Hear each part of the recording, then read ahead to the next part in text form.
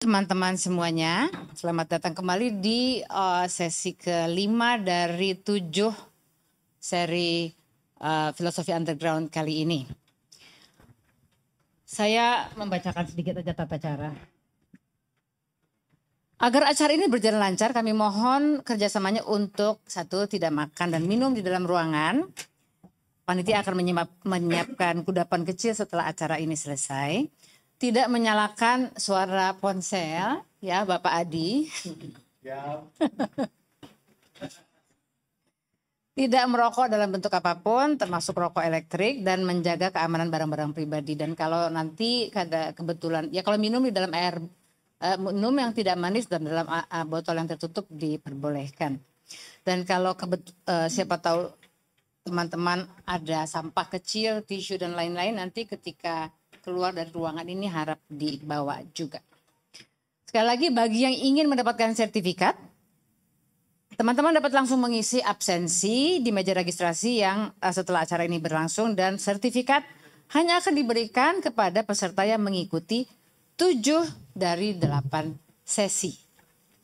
Jadi kalau udah gugur beberapa ya udah. Yang penting ilmunya dapat. Saya kira pengumuman dari panitia itu aja. Dan kita akan dipandu oleh Maulida Sri Handayani untuk mengantar kepada tema utama, yaitu demokrasi liberal dan ruang publik dari pemikiran Immanuel Kant dan Habermas, yang akan dipaparkan oleh Fitzgerald Kennedy Sitorus. Saya persilahkan Maulida untuk memandu acara. Tepuk tangan untuk Maulida. Halo, selamat malam. Selamat datang di kelas Filosofi Underground yang keberapa tadi? Kelima ya. Senang sekali melihat wajah-wajah yang kayaknya antusias malam ini. Ada yang pulang kerja, ada yang pulang kamisan ya demo, ada yang mungkin habis nongkrong dan macet-macetan ke sini. Tema Filosofi Underground kali ini secara garis besar dalam 7 pertemuan sudah dan akan membahas teori politik, filsafat politik. Kita sudah membahas fasisme, tirani modern, terus 3 minggu kemarin, kita membahas demokrasi liberal Amerika Serikat.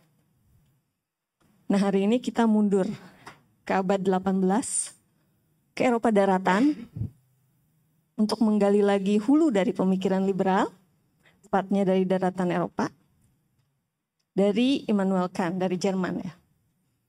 Lalu kita kemudian akan balik lagi ke abad 20 untuk membahas Habermas yang mempertahankan ide modernisme, ide pencerahan, termasuk ide-ide awal liberalisme. Di saat filsuf-filsuf seangkatannya ramai-ramai mengkritikkan dengan gelombang pasca modernisme ya. Jadi saat yang lain mengkritikkan, kira-kira Habermas mempertahankan ide-ide Kant dan meneruskannya. Nah, untuk diskusi kali ini kita akan kenalkan pemandu kita, Fitzgerald Kennedy Sitorus. Bang Fitzgerald, mungkin teman-teman juga udah ada yang hafal, udah ada yang kenal. Bang Fitzgerald adalah dosen di Universitas Pelita Harapan, mengajar di sana kelas-kelas filsafat dasar. Bang Fitz menempuh S1 bidang filsafat di STF Jakarta, studinya susah, soal metafisika Hegel.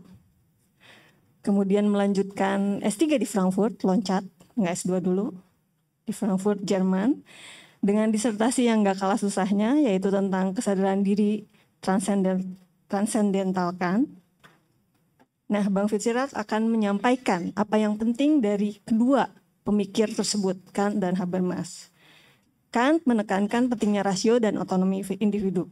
Sementara Habermas, kalau teman-teman memperhatikan beberapa terjemahan bukunya di Indonesia, menekankan pentingnya demokrasi, deliberasi dalam demokrasi, dalam proses-proses demokrasi. Nah, saya nggak akan panjang-panjang. Bang Fitzgerald, kami persilakan.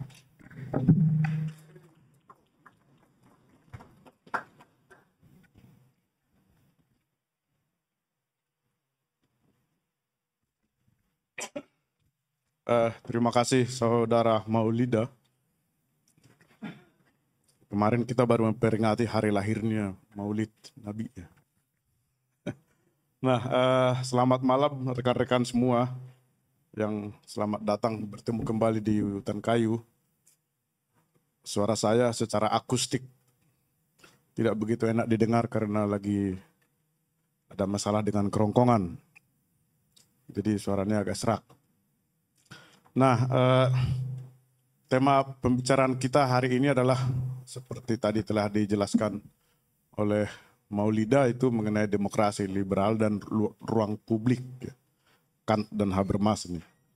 Ketika saya dikirimi tornya acara ini, saya berpikir tornya singkat ya, tetapi gagasan di dalamnya, tema di dalamnya banyak gitu ya. Kant, Habermas, demokrasi liberal, ruang publik, sampai ke kosmopolitanisme gitu ya. Bagaimana merangkum ini gitu ya. Nah, saya mencoba dalam presentasi ini, berapa lama ini? Jam, oke. Untuk menjelaskan ya,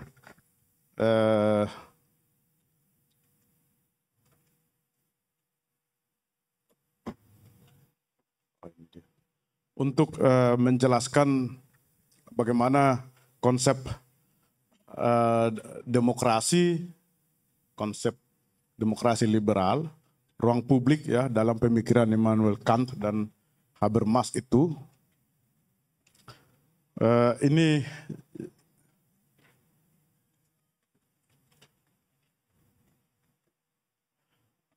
tema-tema yang akan kita lihat, pengertian politik atau posisi politik dalam sistem filsafat Kant gitu ya.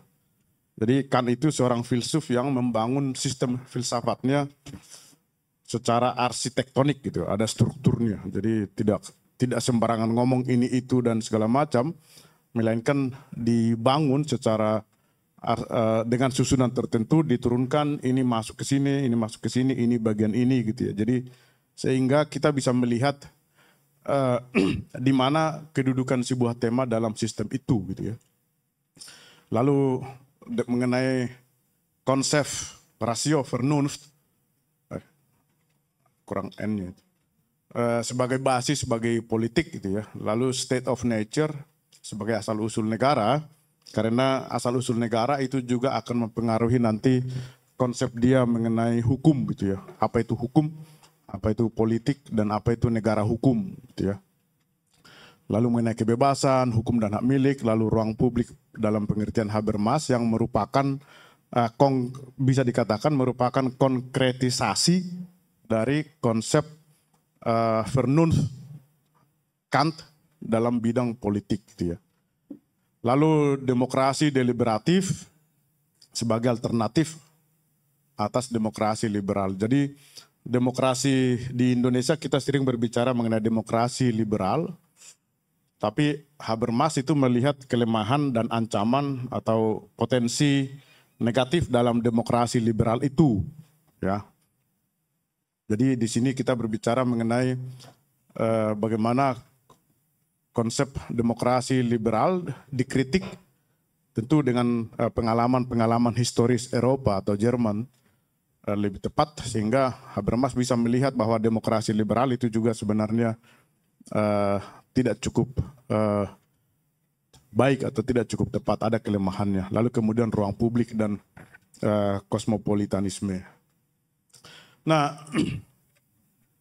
kita melihat di sini bahwa sistem filsafat Kant itu bertolak dari, sebagaimana mungkin Anda sudah kenal, dari rasio atau Vernunft gitu ya, yang bisa dibagi dalam dua bagian, yakni akal budi, terjemahannya akal budi atau rasio, rasio praktis dan rasio teoritis gitu ya.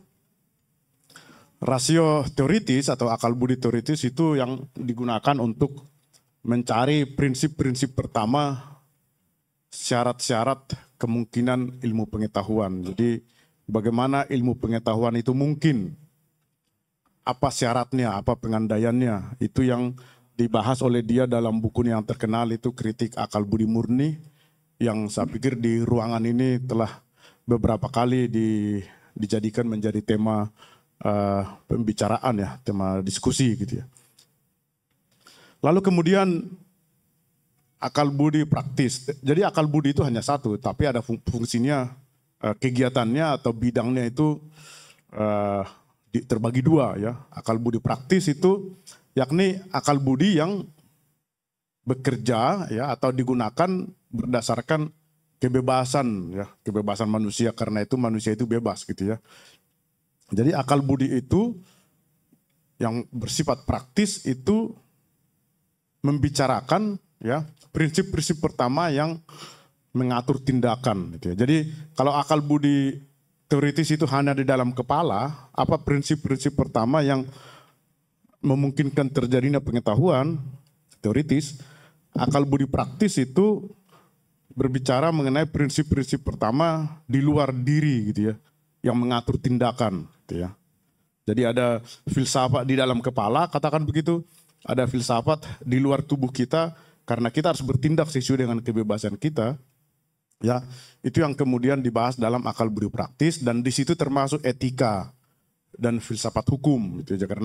Karena etika, filsafat moral itu menyangkut bagaimana kita harus bertindak di dunia sehingga tindakan kita itu sesuai atau bermoral gitu ya.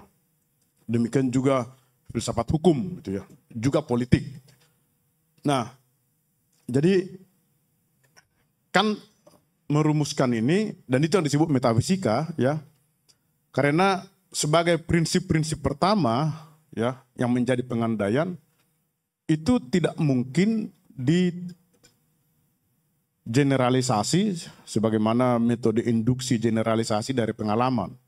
Karena pengalaman kita selalu tidak pasti, pengalaman kita selalu kontingen dan relatif. Tidak bisa itu dijadikan fondasi atau prinsip pertama dalam bertindak. Oleh karena itu tidak ada jalan lain, dia harus diturunkan dari pikiran itu sendiri. Ya. Itu yang dimaksud dengan metafisika. Jadi kalau Kant itu berbicara mengenai metafisika dalam ilmu alam, metafisika dalam moral, itu tujuannya adalah untuk mencari prinsip-prinsip pertama yang memungkinkan tindakan misalnya. Nah, lalu nanti tindakan itu bisa diukur. Apakah tindakan itu baik atau tidak, dilihat apakah dia sesuai dengan prinsip-prinsip pertama itu gitu ya.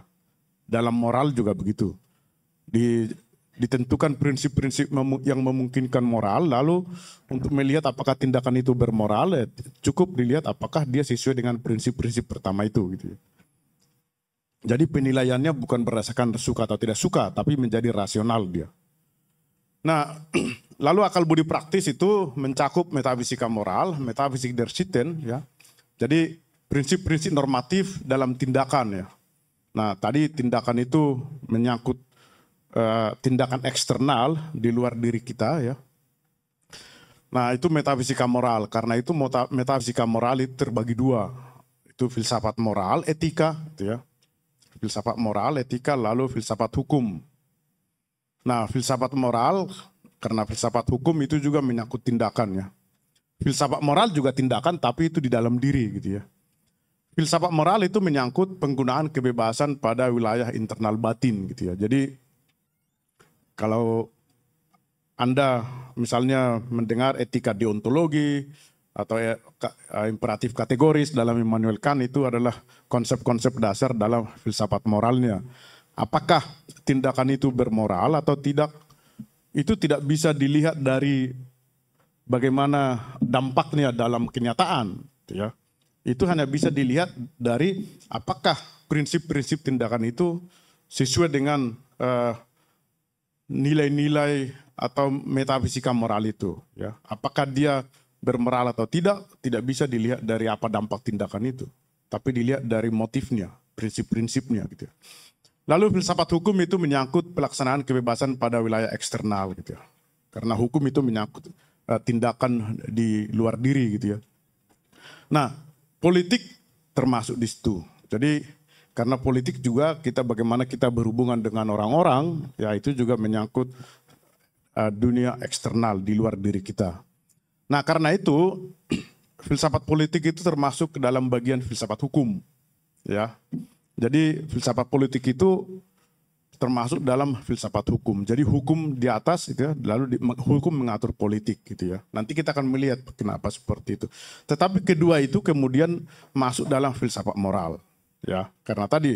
Karena moral itu menyangkut tindakan, ada tindakan dalam diri internal, ada tindakan di luar diri itu ya, eksternal gitu. Yang itu yang disebut hukum itu ya. Nah,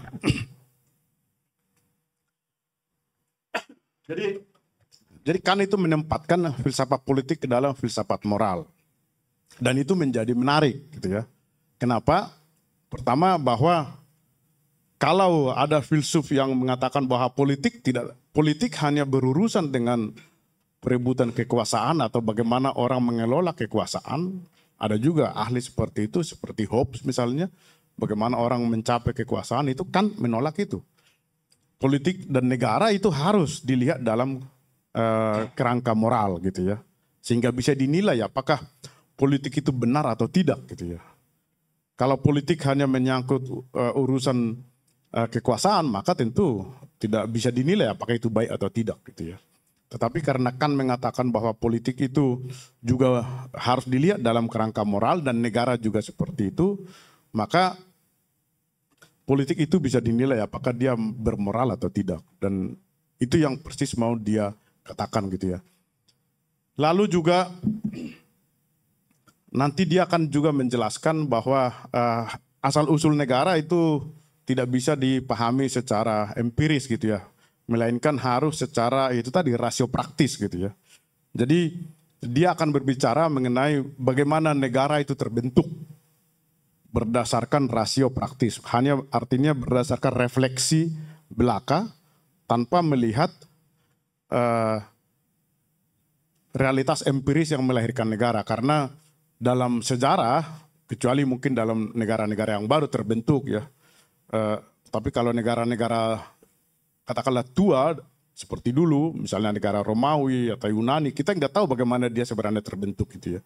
Karena itu muncul teori-teori kontrak sosial ya, yang diandaikan seakan-akan dulu manusia zaman dulu pernah melakukan kontrak lalu membentuk negara gitu ya. Nah, jadi ini kedudukan hubungan antara moral dalam politik dalam Immanuel Kant, bahwa politik itu harus dilihat dalam kerangka filsafat moral gitu ya. Lalu konsep yang juga penting dalam tema ini adalah rasio atau Vernunft itu sebagai basis metafisis bagi politik, termasuk bagi ruang publik yang akan nanti kita bicarakan ya. Jadi kalau Habermas itu berbicara mengenai public sphere atau ruang publik itu juga karena sedemikian sentralnya konsep rasio atau Vernunft dalam filsafat Immanuel Kant gitu ya. Dia mengatakan bahwa rasio itulah yang membuat manusia menjadi manusia gitu ya. Rasio karena dia memiliki Vernunft, maka dia memiliki kesadaran. Dia memiliki kebebasan gitu ya. Hanya manusia satu-satunya makhluk yang bebas karena dia punya pikiran rasio itu. Hewan tidak bebas. Tentu kebebasan di sini harus dipahami kemampuan untuk menentukan diri, otonomi. Kebebasan itu otonomi, autos, nomos ya. Membuat hukum untuk diri sendiri, itu kebebasan. Hewan sama sekali tidak bebas karena dia tunduk kepada naluri ya. Hewan tidak bisa mengambil jarak terhadap nalurinya. Kalau dia mau kawin seperti tadi kucingnya Mbak Ayu itu, ya dia kawin saja. Entah dimanapun dia tidak bisa nanti saja kawin, itu ini dulu yang dilakukan. Nggak bisa hewan seperti itu ya, nggak ada pertimbangan. Jadi itu menunjukkan hewan itu tidak bebas. Sekalipun kita mengatakan hewan bebas itu ya, tapi dalam filsafat kebebasan itu dipahami sebagai otonomi tadi itu, kemampuan untuk menentukan diri sendiri, tidak tunduk pada naluri atau desire atau insting gitu ya. Nah, jadi rasio itu membuat manusia menjadi manusia gitu ya. Memiliki kesadaran, mampu untuk memilih gitu ya. Karena dia mampu untuk memilih, maka dia perlu bermoral. Ya. Hewan tentu tidak perlu bermoral karena dia tidak mampu memilih gitu ya. Dia sepenuhnya dikendalikan, dideterminasi oleh instingnya atau nalurinya. Lalu rasio itu bebas, diskursif, sosial, dan dialektis gitu ya. Jadi ini konsep yang ya pencerahan enlightenment itu yang menetapkan rasio sebagai titik tertinggi ya, di mana segala sesuatu harus diuji gitu ya. Jadi kalau kita berpikir, kita tentu bebas berpikir, tetapi kita mengekspresikan kita mengekspresikan diri kita, pikiran kita melalui kata-kata. Itu di situ letak diskursivitas dari rasio gitu ya. Lalu kita mengekspresikan pikiran, itu tentu di situ ada dimensi sosialnya gitu ya. Lalu kita memperoleh respon dari pihak lain, lalu di situ juga muncul kategori dialektis dari rasio gitu ya. Jadi Immanuel Kant itu meneliti rasio, lalu dia melihat bahwa sedemikian sentral rasio itu pada kemanusiaan manusia. Ya. Rasio tidak memiliki otoritas, ya. Eksistensi rasio tergantung pada kebebasan. Ya. Lalu klaim-klaimnya selalu merupakan persetujuan warga yang bebas. Lalu di sini muncul kalau nanti Habermas berbicara mengenai ruang publik, gitu ya. Ini sebenarnya bisa didasarkan dari kutipan ini dari kritik akal budi murni itu gitu. Jadi klaim-klaimnya selalu merupakan persetujuan warga yang bebas dan setiap orang harus diperbolehkan mengekspresikan tanpa hambatan keberatannya atau bahkan vetonya. Jadi ini menjadi sangat jelas memperlihatkan bagaimana rasio itu menjadi tercermin dalam ruang publik gitu ya. Karena itu dalam filsafat Habermas atau John Rawls juga yang juga sangat dipengaruhi oleh Kant, dia selalu mengatakan the public use of reason gitu ya. Jadi penggunaan akal budi secara publik gitu ya. Atau dalam bahasa Jerman itu die Öffentlichkeit der Vernunft gitu. Kepublikan akal budi. Jadi akal budi itu selalu bersifat publik ya. Penjelasannya seperti itu, dia selalu membutuhkan orang lain, terbuka, ya, diskursif. Ya. Oke. Macet.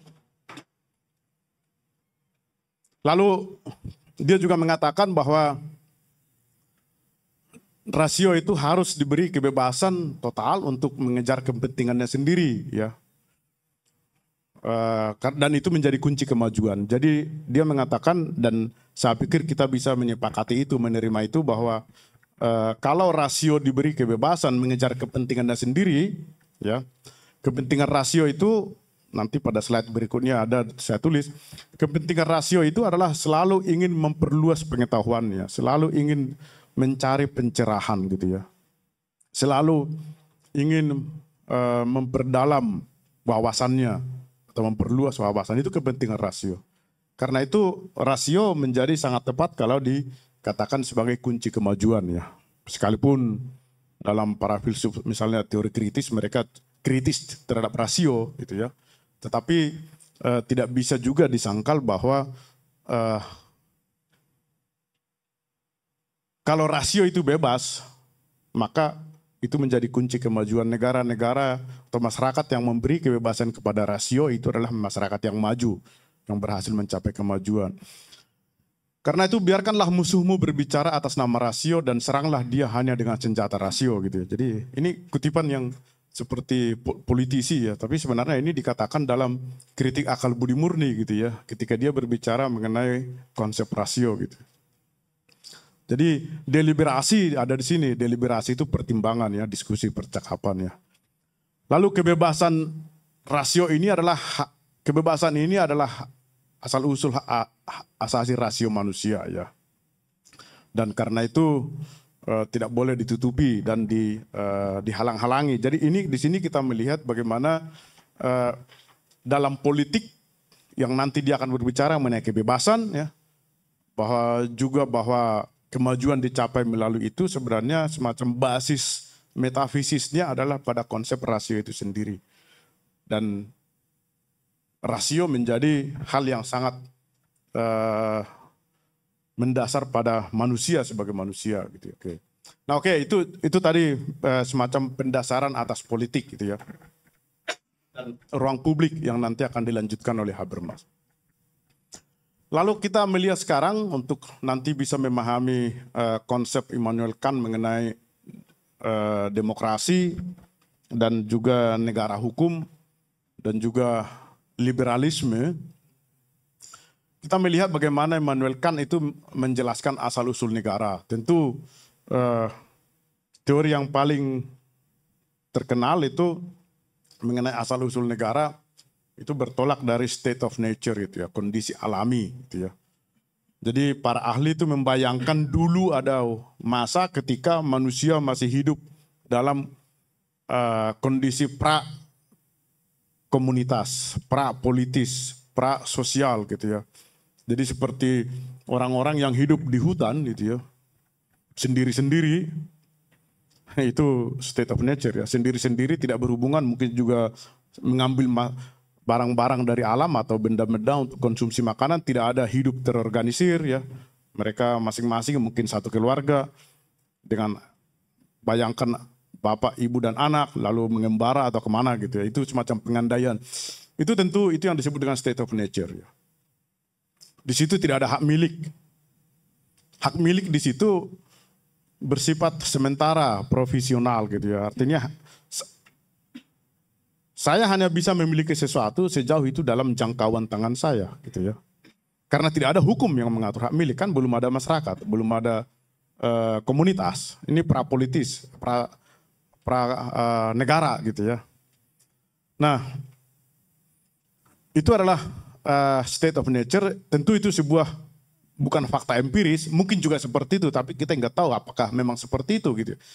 Tapi itu semacam fiksi yang perlu untuk menjelaskan bagaimana negara itu dulu terbentuk ya, sebelum kondisi yang sebelum negara terbentuk gitu ya. Ada banyak pemikir yang mencoba untuk menjelaskan state of nature itu dalam filsafat politik ya. Rousseau misalnya. Rousseau itu melihat state of nature itu sebagai state of peace gitu ya, kondisi damai.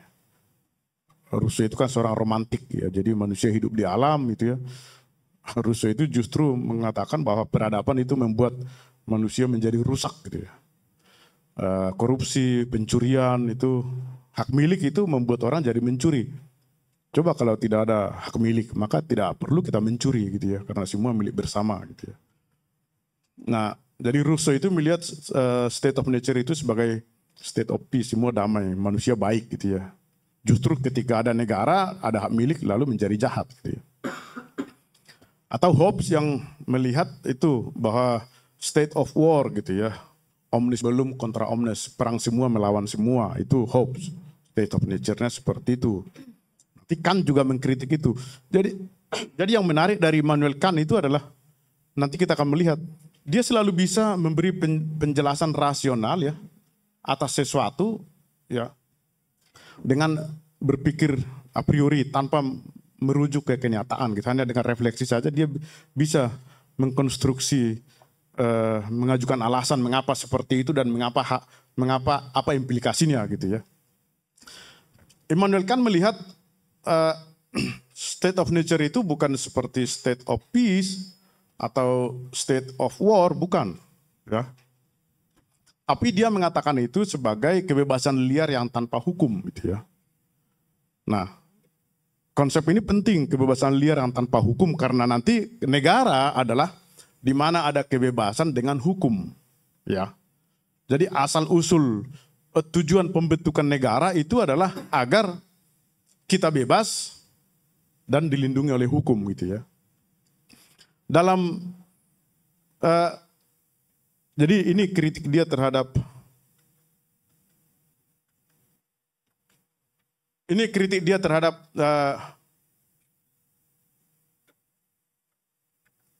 konsep-konsep state of nature-nya Hobbes gitu ya. Kalau seperti dikatakan Hobbes bahwa state of nature itu adalah state of war gitu ya, maka ada dua masalah di situ. Kalau perang semua melawan semua. Dan sulit dipahami bagaimana terbentuknya negara gitu ya. Kalau negara itu terbentuk melalui kontrak sosial, kesepakatan dari orang-orang yang berada dalam perang semua melawan semua, bagaimana kita bisa memahami bahwa mereka bisa membentuk negara gitu ya. Itu kan mengandaikan semua orang memegang senjata dalam tangan masing-masing ya.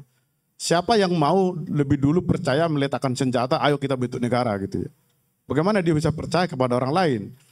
Jangan-jangan ketika saya meletakkan senjata saya langsung dibunuh gitu ya. Itu masalah logis di situ ya. Bagaimana kita orang-orang itu bisa sepakat kalau state of nature itu adalah state of war gitu. Itu masalah logis. Yang kedua, itu negara berdiri di atas motif-motif patologis yang tidak sehat gitu ya. Kalau awalnya adalah state of war itu lalu dari situ dibangun negara, berarti fondasi negara itu sebenarnya enggak sehat itu. Patologis, dia ada semacam penyakit yang mendasarinya gitu ya. Karena itu dia menolak gagasan Hobbes itu. Lalu romantisme Rousseau kan itu mengatakan kalau manusia pada dasarnya baik dan state of peace, lalu buat apa mereka bikin negara gitu ya. Tidak masuk akal juga kalau state of nature itu state of peace, lalu buat apa bikin negara gitu ya. Tidak ada kebutuhan untuk membuat negara kalau begitu gitu ya. Nah karena itu dia menolak gitu ya. Lalu ada juga teori kontrak sosial lainnya yang voluntarisme itu sukarela. Jadi state of nature itu kemudian secara sukarela mereka membentuk negara melalui, nanti kita akan lihat kontrak sosial. Immanuel Kant mengatakan kalau itu sukarela maka negara itu tidak berhak menuntut ketaatan dari warganya. Ya kan? Karena dia kan dibentuk dengan sukarela. Ya, negara tidak berhak menuntut ketaatan dong dari warganya. Lalu kalau itu sukarela juga, maka orang juga bisa tidak mau ikut dalam negara gitu ya. Atau keluar dari negara. Saya nggak mau lagi masuk dalam negara, saya mau keluar gitu ya. Tapi kan tidak mungkin juga, Immanuel Kant bilang, tidak mungkin juga kita keluar dari negara, bagaimana caranya gitu ya. Aneh juga sebenarnya itu ya. Kalau sekarang pada zaman ini kita mau mengatakan saya tidak mau menjadi warga negara manapun gitu ya, bagaimana caranya gitu ya. Di mana kita ada tempat di mana kita bisa mengatakan saya tidak mau jadi warga negara manapun gitu ya. Karena setiap orang masuk dalam warga sebuah negara gitu ya. Negara itu seakan-akan sebuah keniscayaan dalam hidup kita gitu ya.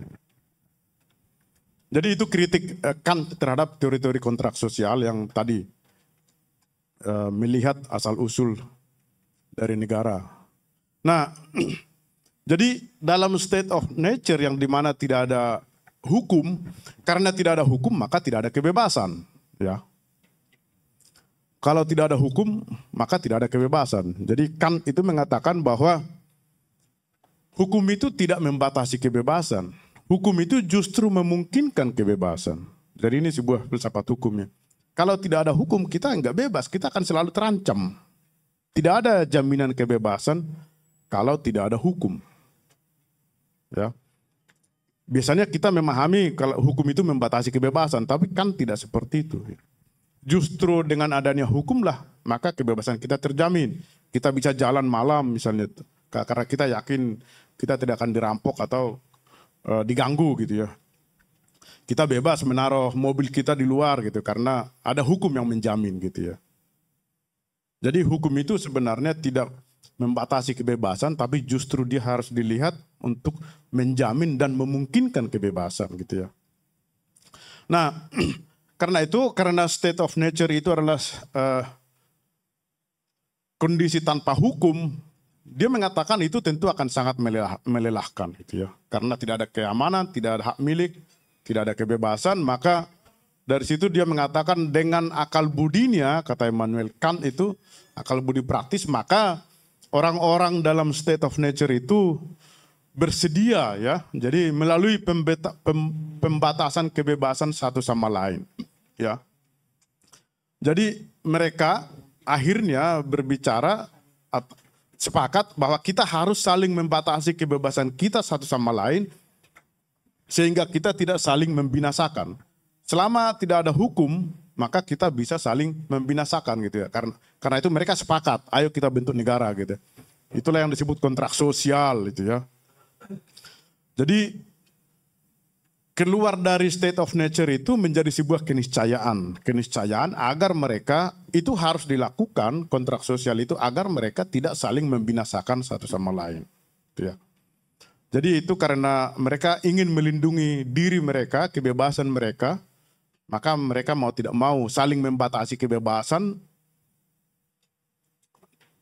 membentuk hukum yang mengatur mereka, dan itulah yang disebut negara. Ya. Karena itu kan mengatakan setan-setan pun bisa bekerja sama untuk membentuk negara asal dia peduli kepada kehidupan mereka sendiri gitu ya.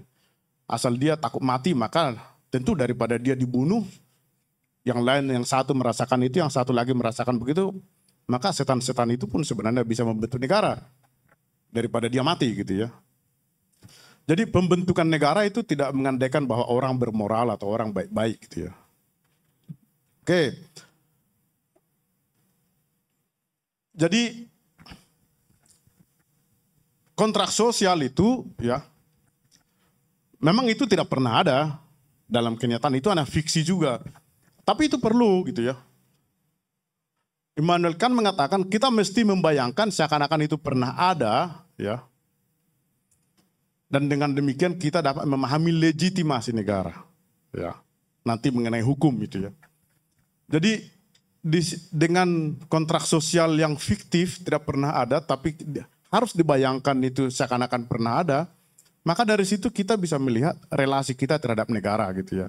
Artinya dengan memahami demikian kita turut bertanggung jawab terhadap negara karena kita menganggap bahwa kita juga ikut membentuk negara melalui kontrak itu gitu ya.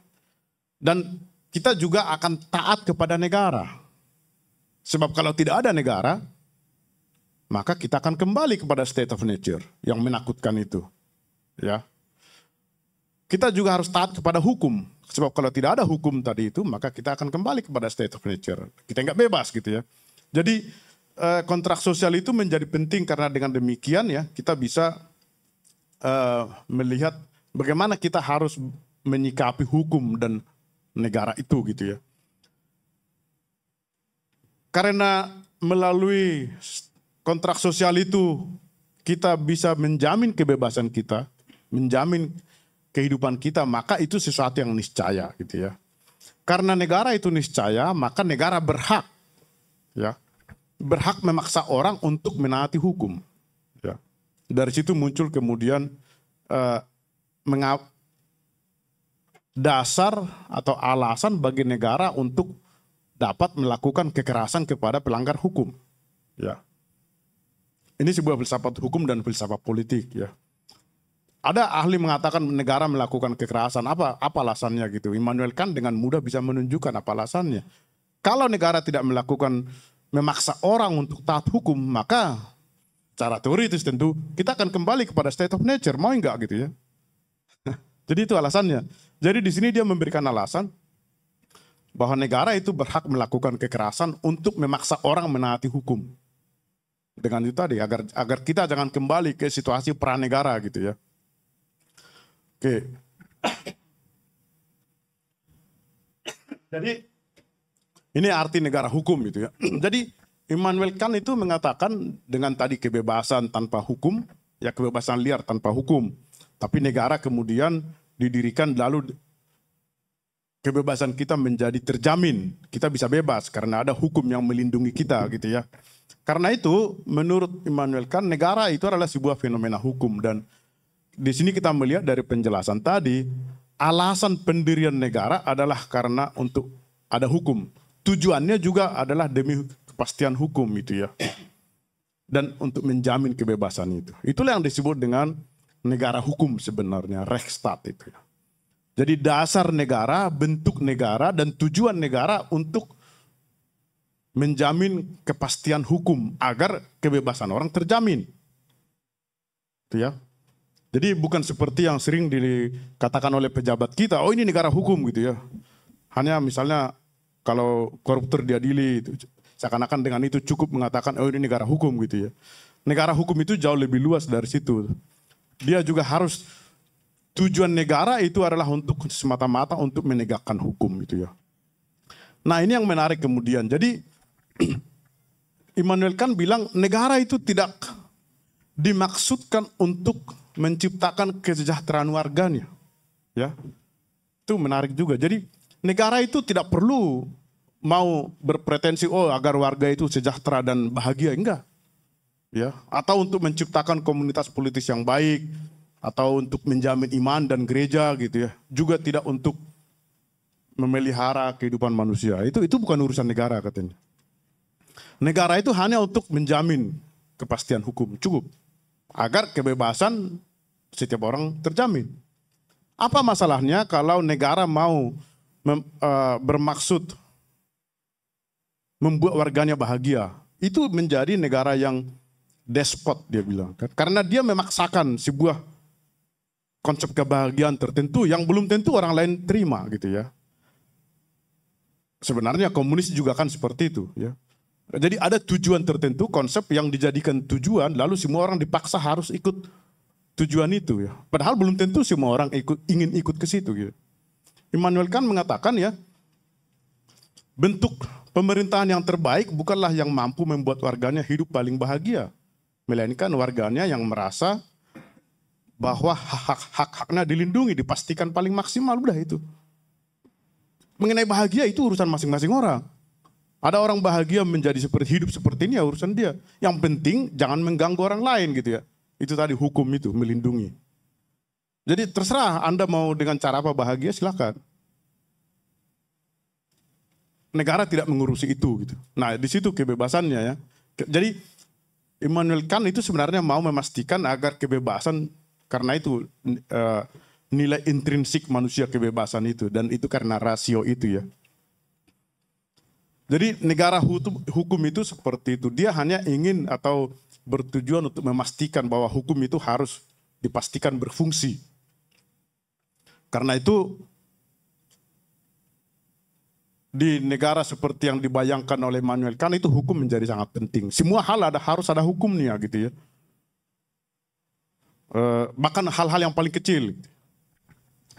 Saya jadi ingat dulu waktu baru-baru di Jerman itu belum cukup lancar untuk menukar kalau belanja pakai sen gitu ya, sen kecil-kecil gitu, sen 50 sen, 1 sen, 2 sen gitu ya. Lalu saya ngumpulin uang-uang kecil itu, receh-receh itu sampai 5 euro gitu ya, kecil-kecil 1 sen. Lalu dipakai beli pulsa, dulu masih pakai pulsa ya, beli pulsa di warung. Lalu dia bilang, oh itu nggak bisa gitu. Kenapa gitu? Oh ya menurut hukum nggak bisa. Kenapa? Jadi rupanya di sana ada peraturan bahwa kalau kita mau membeli sesuatu dengan uang koin, ada jumlah tertentu yang boleh. Jadi Anda tidak bisa pergi ke toko bawa uang koin 1 goni beli mobil. Sekalipun jumlahnya 1 juta misalnya, harga mobil 1 juta, kita bawa uang koin 1 juta, ini beli. Nggak bisa. Karena itu mengganggu kebebasan orang, nanti menghitung uang itu macam-macam, berat itu ya. Jadi ada aturan, bahkan itu diatur dengan hukum, ada hukumnya. Jumlah yang boleh, jumlah uang yang boleh, koin untuk membeli sesuatu, ada hukumnya. Itu contohnya, semua hal harus ada hukumnya gitu ya. Karena itu parlemen itu selalu tiap hari berdiskusi, berdebat untuk menghasilkan hukum. Bahkan hak untuk orang berbohong pun ada hukumnya. Ya, perempuan yang hamil, misalnya cari kerja, kalau dia takut bahwa karena kalau perusahaan itu tahu dia hamil, dia tidak akan diterima, si perempuan itu bisa berbohong, saya tidak hamil gitu. Begitu dia diterima, dia bilang saya mau cuti, kenapa? Saya hamil katanya. Loh itu ada hukumnya, perempuan itu dilindungi, ada hukumnya. Ada dulu teman seperti itu.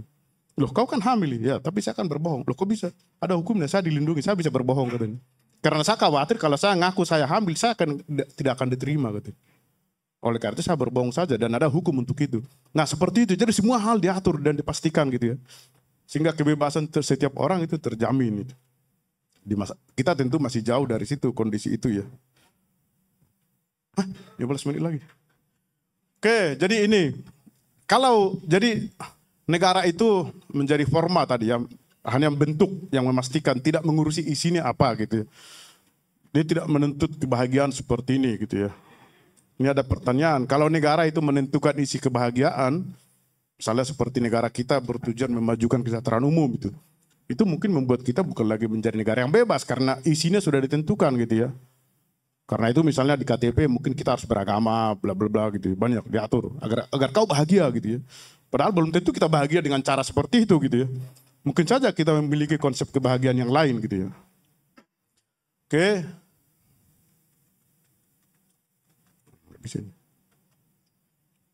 Ini tadi udah. Nah, jadi kebebasan hukum dan politik. Jadi hukum itu bertugas untuk menjamin kebebasan ya. Dan oleh karena itu dianggap itu bisa dipahami sebagai matriks ya. Kita bisa bertindak secara bebas sejauh tindakan kita tidak mengganggu kebebasan orang lain itu sebenarnya. Dan itu yang diatur oleh hukum. Kita bisa bebas dan kebebasan kita itu juga harus kompatibel dengan kebebasan orang lain. Itu yang intinya sebenarnya. Nah, ini udah kurang baterainya.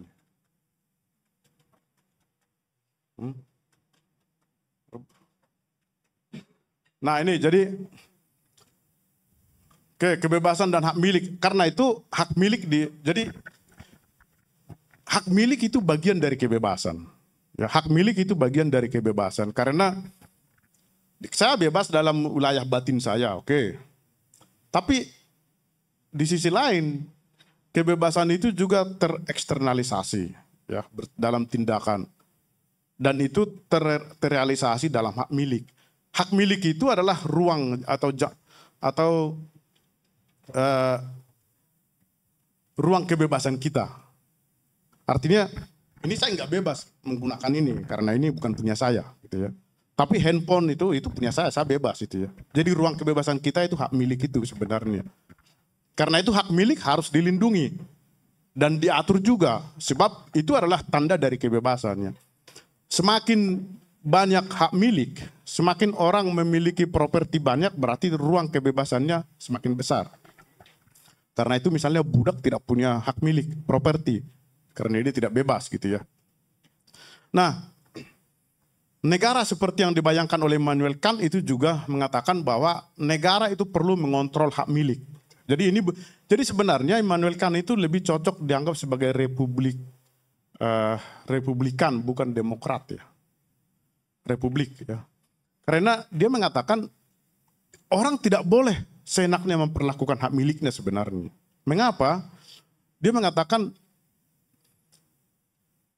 hak milik itu adalah hak yang diperoleh melalui kesepakatan bersama. Ya. Sistem hak milik itu kita menyepakati seperti inilah sistem hak milik gitu ya. Lalu saya memiliki hak milik. Itu berarti kalau saya menjadi kaya, kekayaan itu adalah kreasi masyarakat yang menciptakan hak milik itu. Kalau tidak ada sistem hak milik, saya nggak mungkin menjadi kaya. Saya tidak mungkin memiliki properti kalau tidak ada sistem hak milik yang menjamin hak milik itu, gitu ya.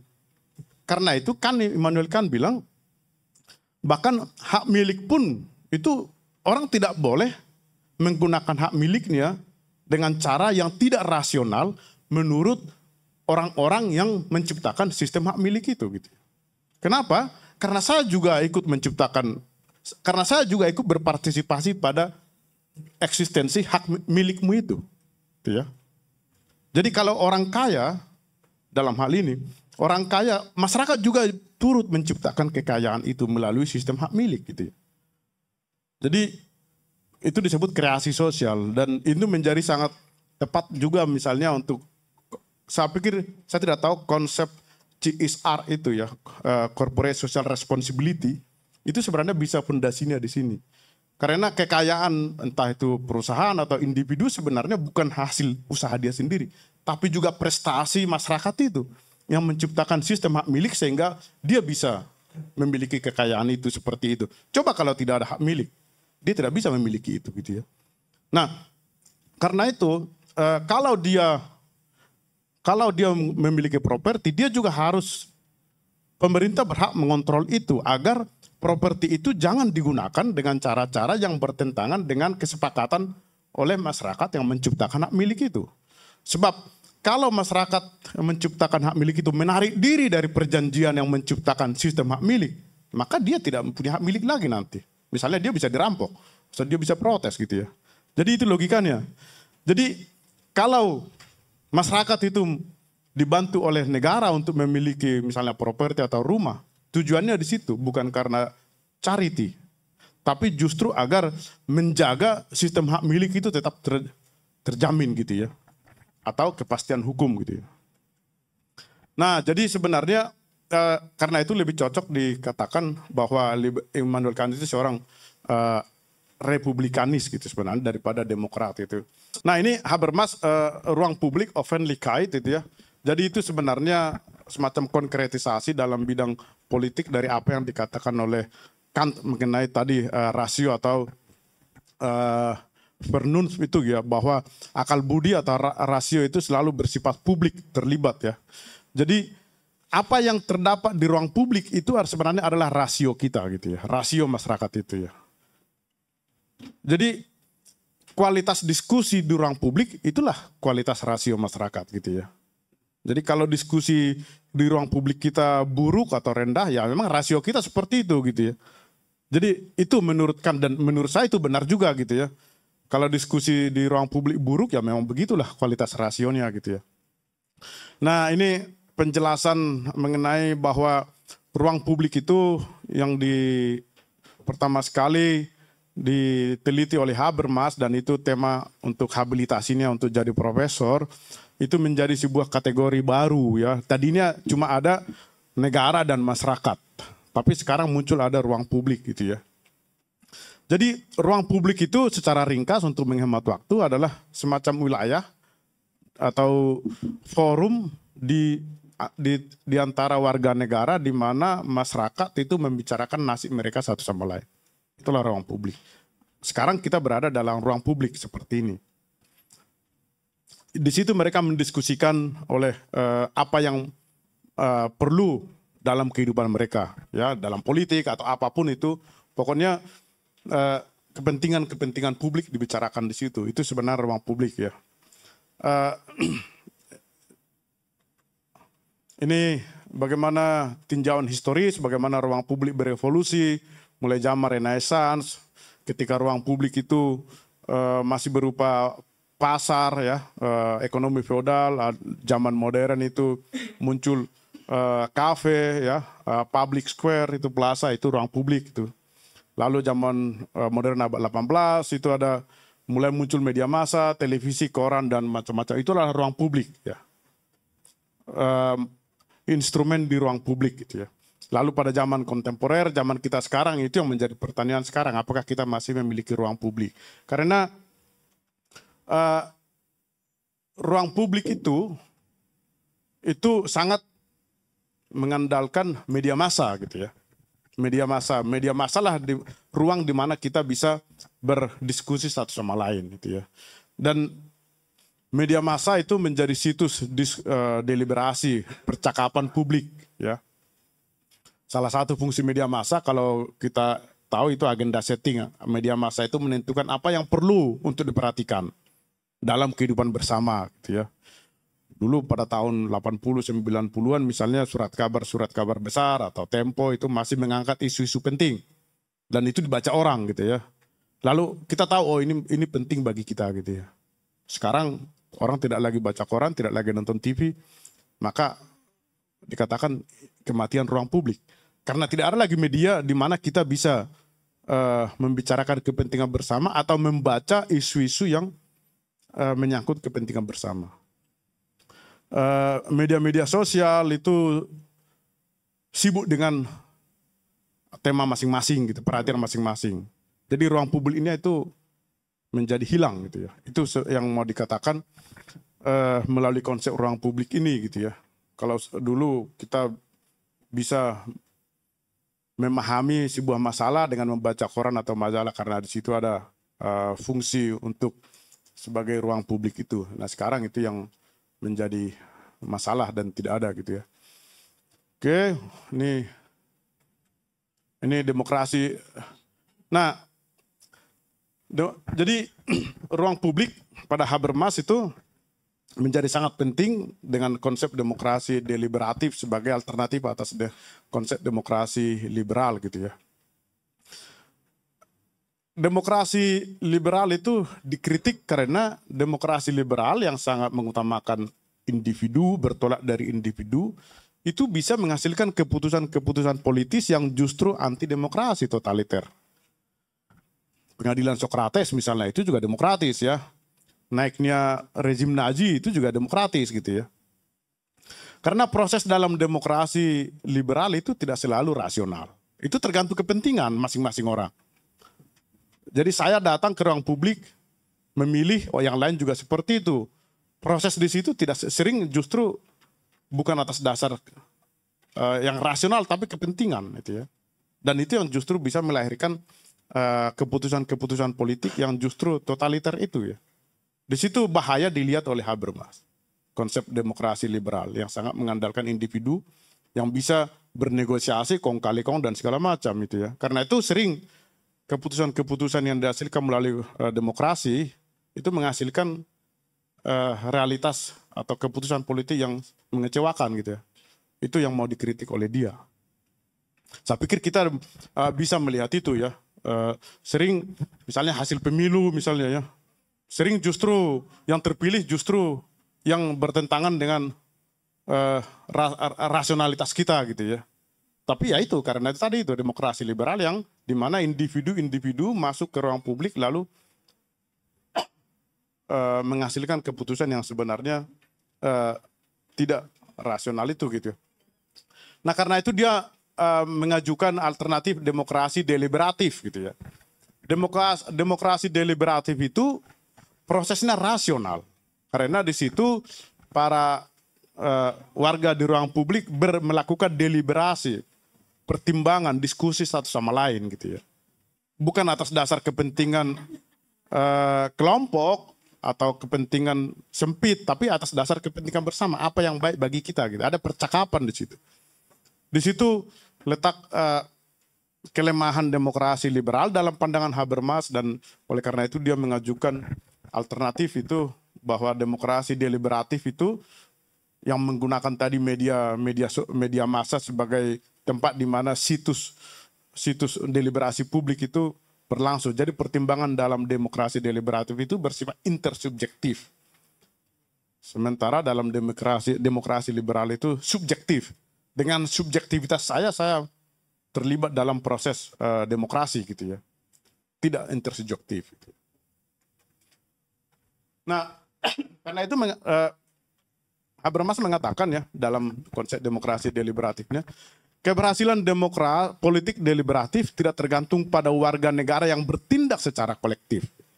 Kalau warga negara bertindak secara kolektif sebagaimana dalam demokrasi liberal, itu tindakan kolektif itu bisa justru melakukan hal-hal yang anti demokrasi gitu ya. Tadi sebagai contoh yang klasik itu pengadilan Sokrates atau rezim Nazi gitu ya. Karena itu banyak filsuf sebenarnya termasuk Immanuel Kant sebenarnya tidak begitu, sebenarnya dia bukan seorang demokrat gitu ya. Dia lebih tepat seorang republikan gitu ya.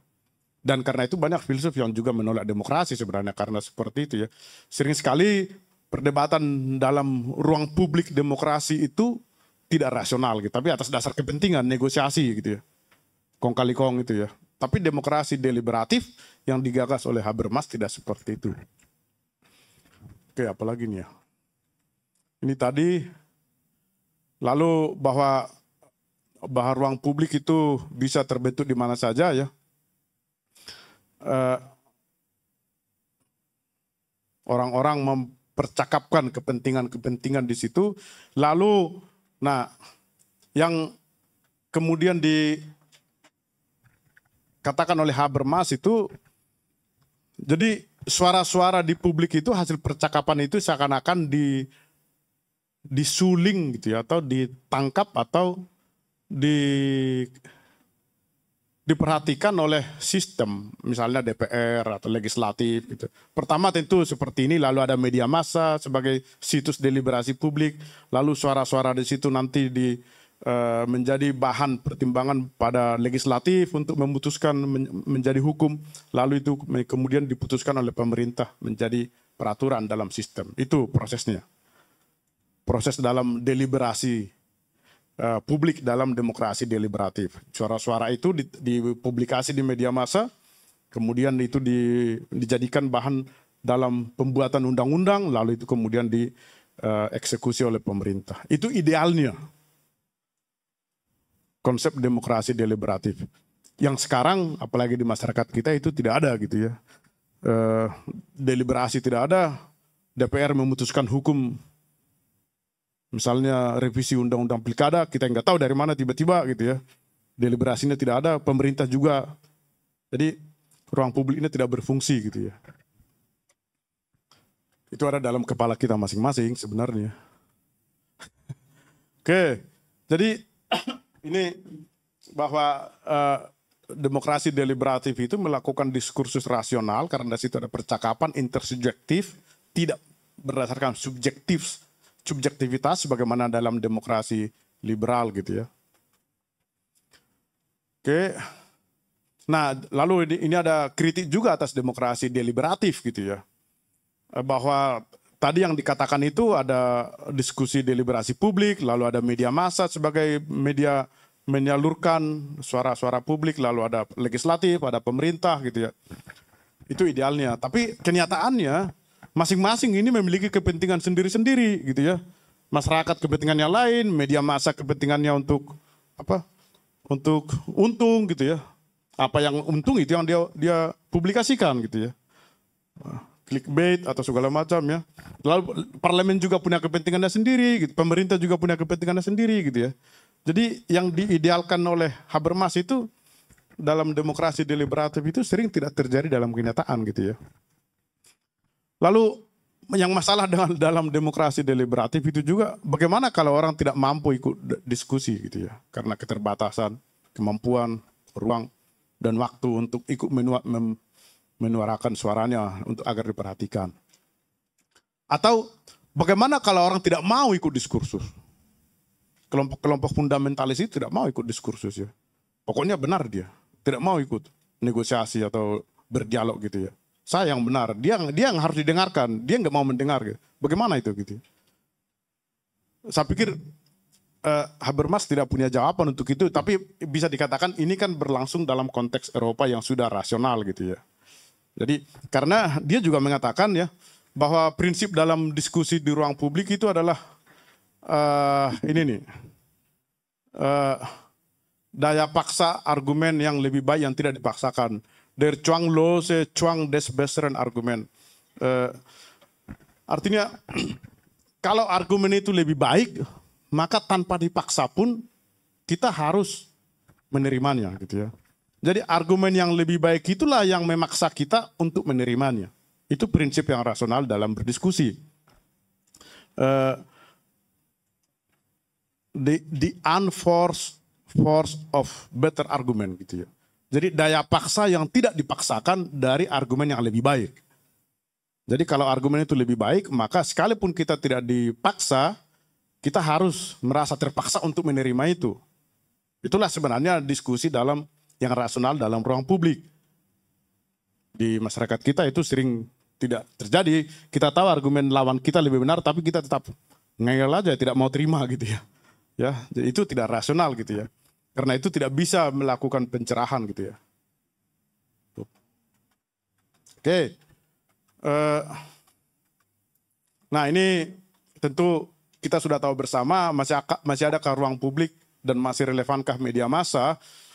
Fungsi klasik media massa itu hampir hilang ya. Situs deliberasi publik, fungsi agenda setting juga sudah hilang. Sehingga kita tidak tahu sebenarnya sekarang yang isu yang perlu mendapat perhatian di masyarakat kita apa sebenarnya. Ya, karena masing-masing media sosial juga grup-grup WA segala macam itu sibuk dengan dunianya masing-masing sehingga tidak ada lagi perhatian bersama gitu ya. Kemudian karena tidak ada ruang publik maka muncul itu buzzer, influencer dan segala macam. Lalu tidak ada lagi argumen yang rasional dan kritis dalam percakapan karena yang benar itu adalah yang viral gitu ya. Ada viral theory of truth gitu ya. Jadi sesuatu itu benar kalau viral gitu ya. Bukan lagi berdasarkan argumen gitu ya. Oke, ini yang terakhir bahwa dengan ruang publik itu akan terjadi pencerahan, enlightenment. Lalu kan menganggap bahwa itu juga akan tadinya pada masyarakat pranegara atau dalam negara. Lalu dia juga mengatakan bahwa itu juga akan terjadi nanti dalam level global gitu ya. dengan terbukanya ruang publik, maka sesuai dengan tuntutan rasio manusia, proses pencerahan itu juga akan mencakup lintas negara, gitu ya. Karena itu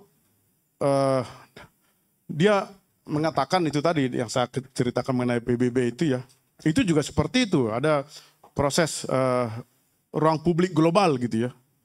Sekarang kalau kita melihat di literatur, di diskusi-diskusi filsafat politik di Jerman misalnya, mereka sudah mulai sering berbicara mengenai global demokrasi, transnational governance, global civil society gitu ya.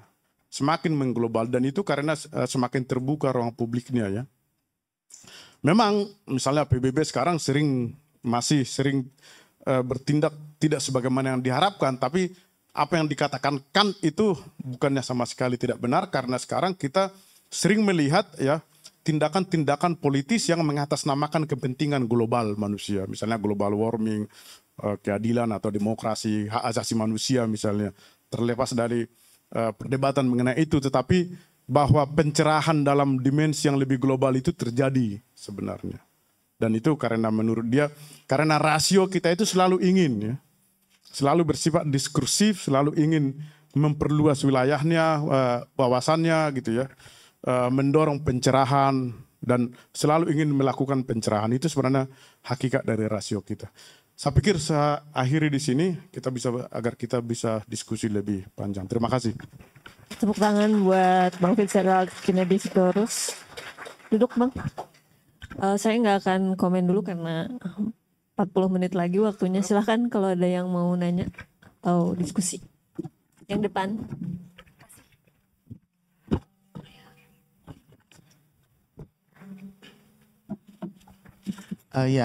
Perkenalkan saya Nathan. Mungkin pertanyaan saya lebih ke pertama-tama terima kasih banget untuk yang mengangkat tema ini dan juga Pak Fitzgerald yang menyampaikan, karena ini cukup memprovokasi ya, kayak apa sih legitimasi kita bernegara, apa sih legitimasi kita mengikuti hukum. Dan walaupun dari pembahasan tadi saya belum belum menemukan kenapa sih kita harus taat pada hukum dan apa legitimasi sistem ini. Karena kalau dari Kant sendiri aja bilang tadi, ya kita asalnya adalah kita mau keluar dari state of nature lah. Itu kan dengan berasumsi bahwa state of nature-nya itu buruk dan sistem yang dibangun sekarang lebih baik. Bagaimana dengan pandangan state of nature, mungkin bukan state of nature manusia ya, tapi secara umum gitu ya, pandangan mungkin fisikawan dan kawan-kawan. Ya, nature dunia ini adalah chaotic semi determinism. Jadi kayak ini semua bentuknya chaotic, tapi sebenarnya ini adalah bentuk dari aksi reaksi atau kausal dari aturan-aturan hukum-hukum fisika kayak gitu. Jadi ini nggak ada will, bahkan nggak ada free will gitu. Udah makin bertanya lagi kenapa kita harus mengikuti ini semua kan kayak gitu. Terus bahkan yang Habermas ajukan tentang ruang publik itu tampaknya kayak hanya untuk meringankan kayak ketimpangan kuasa gitu ya dari negara-negara yang sudah ada gitu ya, dengan mengadakan ruang publik sehingga concern publik lebih didengar gitu. Tapi saya tetap nggak melihat gitu. Apa sih kenapa sih kita harus berbentuk negara? Kan ada juga ide tentang anarkisme. Bahkan kayak saya kayak kedepannya ketika kita semakin lebih dewasa sebagai manusia gitu ya, anarkisme itu jadi ide yang cukup ideal karena kita tanpa perlu struktur kita bisa self sustain. Kita ada yang kesalahan kita saling membantu, komunitas itu yang baiknya ya gitu ya. Tapi kenapa harus ada legitimasi negara itu? Mungkin nggak dijawab di sini, tapi mungkin dari Pak Fitzgerald pernah punya pengetahuan tentang itu, apa sih legitimasi kita gitu. Mungkin itu.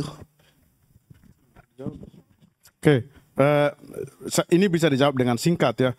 Bahwa tadi dikatakan semi determinisme atau anarkisme, itu Anda bisa mengatakan itu karena kita diatur oleh hukum gitu ya. Kalau sekarang tidak ada hukum di sini, bahkan mungkin kita nggak bisa pulang ke rumah kita masing-masing, ya, karena anarki. Kita lewat di sana tabrak mobil, anarki ya. Anarki itu memang enak diucapkan ketika kita hidup dalam situasi tidak anarki gitu ya. Tapi kalau kita hidup dalam situasi anarki, kita akan merindukan situasi yang tidak anarki itu gitu ya. Jadi sulit diterima bahwa kalau kita dewasa kita bisa mengatur diri kita masing-masing. Ya. Dalam pengalaman hidup, bagaimana orang antri, bagaimana orang jalan di jalan raya, justru dengan ego, kepentingan, kan itu sebenarnya yang terjadi. Kepentingan dan kebebasan itu yang perlu harus ditertibkan. Sedewasa-dewasanya orang pasti ada perbenturan kepentingan, dan disitulah kalau tidak ada hukum, ya maka itu akan menjadi membuat kita menjadi bisa saling membinasakan sebenarnya. Nah termasuk yang tadi itu semi determinism segala macam itu, itu sebenarnya mengandaikan kita bisa sampai ke situ justru karena ada hukum itu ya. Karena kan mengatakan bahwa kondisi hanya ketika kita berada dalam kebebasan yang dijamin oleh hukumlah manusia bisa mengembangkan kapasitasnya. Kalau tidak ada kondisi kebebasan yang dijamin oleh hukum, maka manusia tidak bisa mengembangkan kapasitasnya. Misalnya negara yang selalu terlibat dalam perang, pasti tidak akan bisa mengembangkan kapasitas intelektual dan segala macam itu ya. Karena dia tidak ada kedamaian, kebebasan yang dijamin oleh hukum itu. Jadi saya pikir di situ. Apa legitimasi negara untuk memaksa agar kita taat hukum? Adalah itu tadi, agar kita jangan jatuh pada situasi anarki. Sebab kalau kita jatuh pada situasi anarki, kita tidak bisa hidup gitu ya. Jangankan bebas, hidup juga mungkin tidak bisa gitu ya. Jadi itu legitimasinya menurut Immanuel Kant. Jadi justru negara berhak memaksa kita untuk taat hukum agar kita jangan jatuh pada situasi state of nature itu. Agar hidup kita terjamin gitu ya. Di situ legitimasinya. Terima kasih. Ya. Atau yang moderator saya. Bentar aja ya. Boleh. Oh ya. Oke. Sebenarnya di sini juga pertanyaan saya lebih juga ke sini ya. Jadi misalnya bilang oke, kita mau menjamin kebebasan gitu ya. Agar kebebasan kita tidak mengganggu kebebasan orang. Tapi nggak mengganggu materi kayak kesejahteraan. Kita nggak mau negara itu menentukan arah semua bangsa gitu kan. Tapi sebenarnya bukankah dengan kita bilang mengatur agar kebebasan saya tidak mengganggu kebebasan orang itu suatu bentuk ya juga bentuk arah juga ya, bagaimana dia menentukan kebebasan saya ya kan, itu kan ditentukan berarti kan oleh hukum gitu yang dibentuk. Lalu tidak mengganggu kebebasan orang juga itu diatur, ditentukan oleh hukum. Mana sih yang tidak mengganggu, mana yang mengganggu kebebasan orang gitu. Dan kalau misalnya tadi ya, ini semua terjadi berbasiskan dengan rasio gitu, rasio. Nah, sejauh pemahaman saya, banyak sekali sistem rasio di dunia. Kita kan sangat beragam ya.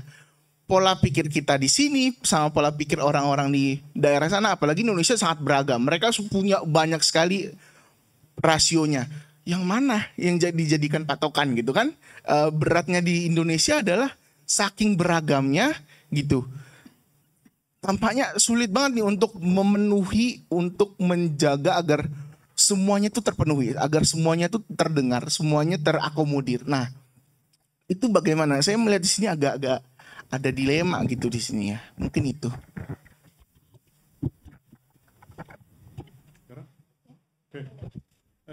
Oke, itu pertanyaannya menarik. Jadi tadi itu mengenai pembatasan. Jadi kan itu hanya mengatakan bahwa hukum itu hanya membatasi kita secara eksternal, secara fisik ya. Tentu itu harus dibatasi. Kalau tidak itu tadi, kalau tidak ada pembatasan maka kita akan saling membinasakan ya, state of nature tadi. Tetapi dia tidak menentukan Anda harus hidup seperti apa. Tidak ditentukan itu. Hanya dikatakan Anda tidak boleh mengganggu kebebasan orang lain. Tapi bagaimana Anda mengisi kebebasan Anda, terserah gitu ya. Itu sebenarnya. Jadi itu berbeda dengan Anda harus hidup dengan cara seperti ini gitu ya.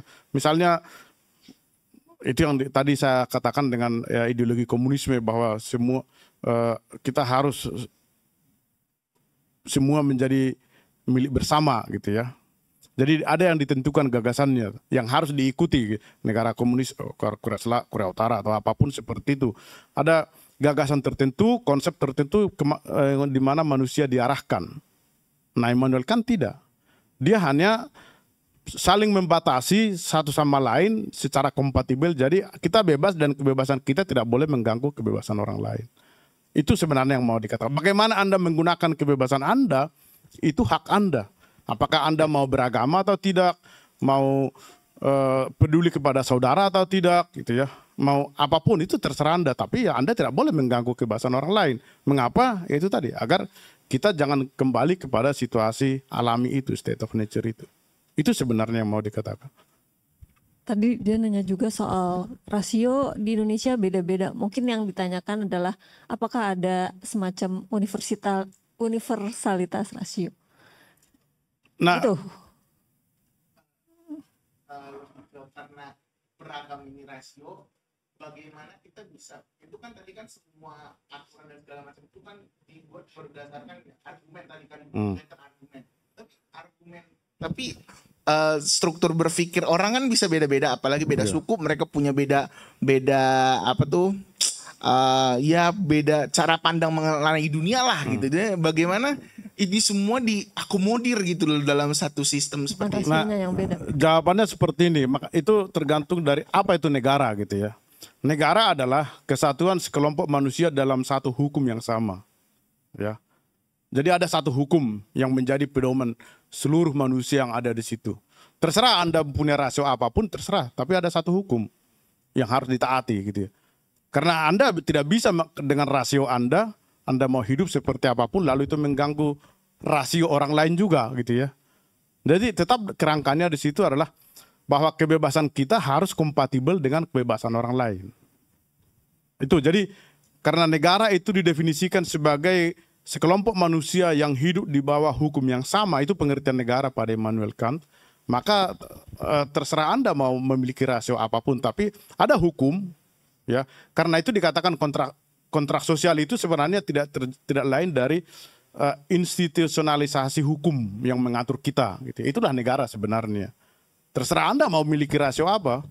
Pokoknya Anda harus bisa dipaksa melalui hukum ini agar kehidupan bersama kita terjamin gitu ya. Kalau tidak, ya itu tadi kembali ke state of nature itu. Itu sebenarnya. Jadi Anda bebas melakukan apapun dengan rasio apapun, tapi ada hukum gitu.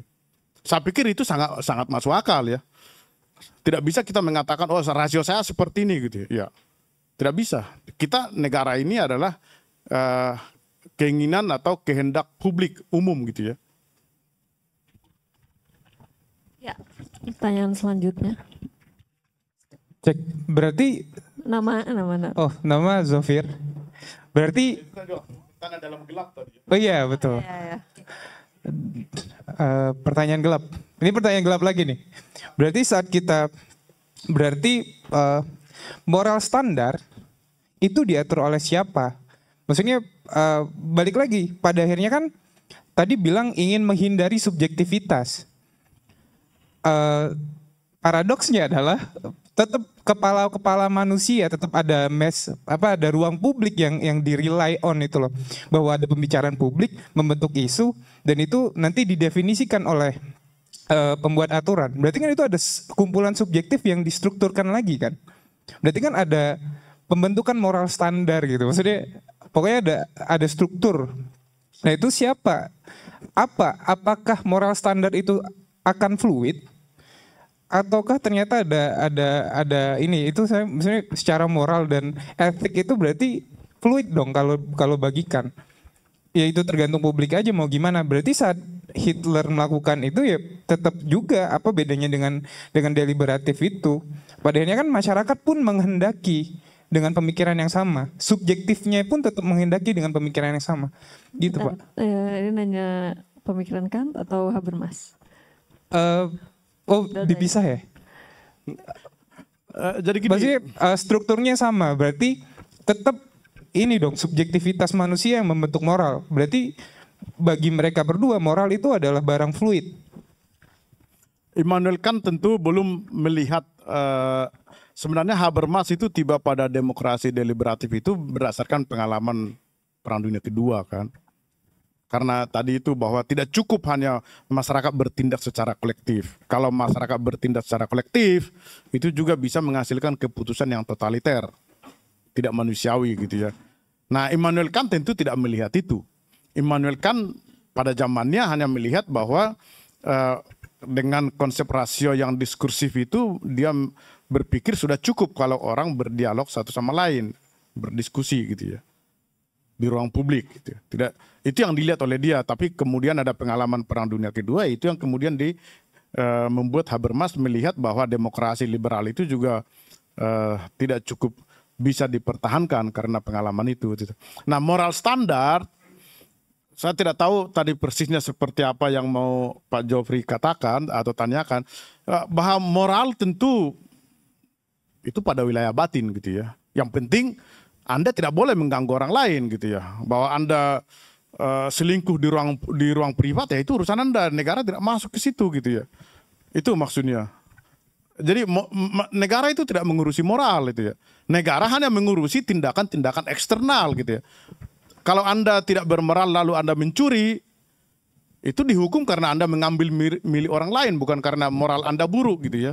Itu dua hal yang berbeda gitu. Gitu penjelasannya. Selanjutnya. Sini boleh kalau nanti mau nanya. Ya, terima kasih. Saya Jeko. Mungkin mau bertanya lebih ke sisi demokrasinya ya. Pertama dari Kantian, dari Kant. Bisakah saya simpulkan bahwa memang rasionalitas ini menjadi salah satu problem dari ruang publik demokratis sekaligus solusi dari ruang publik demokratis. Dalam hal ini misalnya masyarakat yang rasionalitas rendah pada masyarakat itu membuat demokrasi rusak, sehingga solusinya public literasi politik itu menjadi solusi untuk memperkuat demokrasi. Memang nuansanya mungkin dugaan saya Kant ini lebih infrastruktur politik. Nah, bagaimana dia melihat infrastruktur politik terhadap sistem politik, terhadap kelembagaan demokrasi untuk memandang perbaikan demokrasi itu sendiri. Nah, itu pertama dari karena yang kedua soal Habermas, demokrasi deliberatif.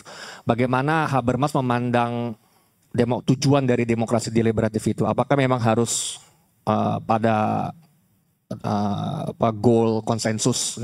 Bagaimana Habermas melihat konsensus dalam demokrasi deliberatif? Atau memang sebatas ya toleransi gitu ya terhadap pilihan-pilihan atau suara-suara yang berbeda dalam arena diskursif itu.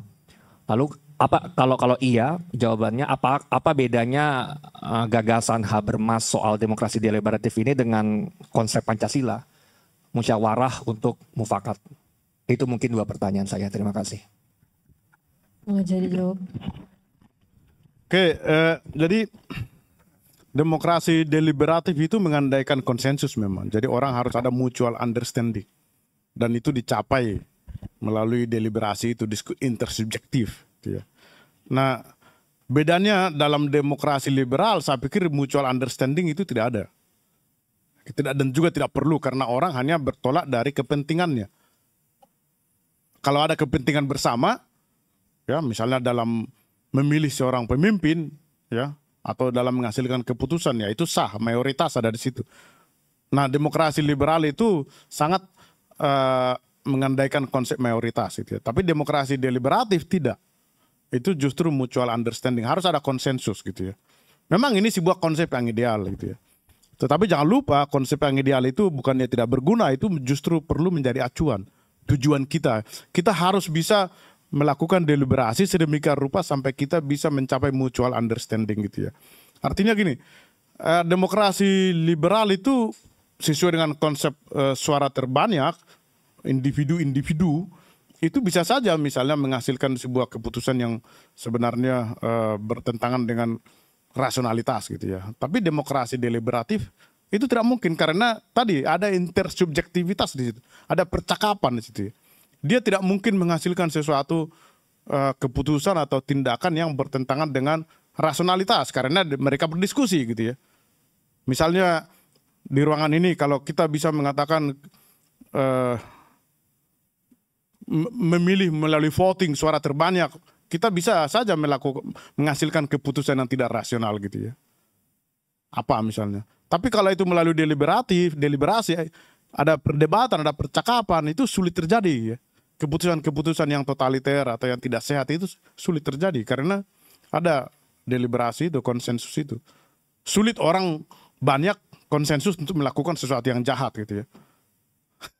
Tapi kalau demokrasi liberal itu dimungkinkan karena titik tolaknya adalah individu-individu subjektivitas. Sementara demokrasi deliberatif itu adalah intersubjektivitas. Dengan soalkan tadi rasio sebagai problem sekaligus solusi literasi politik. Ya kan itu meyakini bahwa ya tadi dia seorang filsuf dari era pencerahan bahwa tidak ada lagi cara lain bagaimana kita mencapai kemajuan, mencapai pencerahan kecuali melalui rasio itu sendiri karena itulah yang menjadi yang paling mendasar dalam kemanusiaan kita. Sebenarnya dengan itu dia mau mengatakan bahwa proses-proses politik atau kehidupan kita harus ditata sedemikian rupa dengan mengandalkan rasionalitas itu. Nah, tentu zaman berbeda, apa yang dimaksud dengan rasional juga berbeda gitu ya. Itu juga perbedaan rasio juga berkembang ya. Karena itu ada juga yang menulis historical reason, rasio historis gitu ya. Pada zaman abad 18-19 penjajahan itu rasional.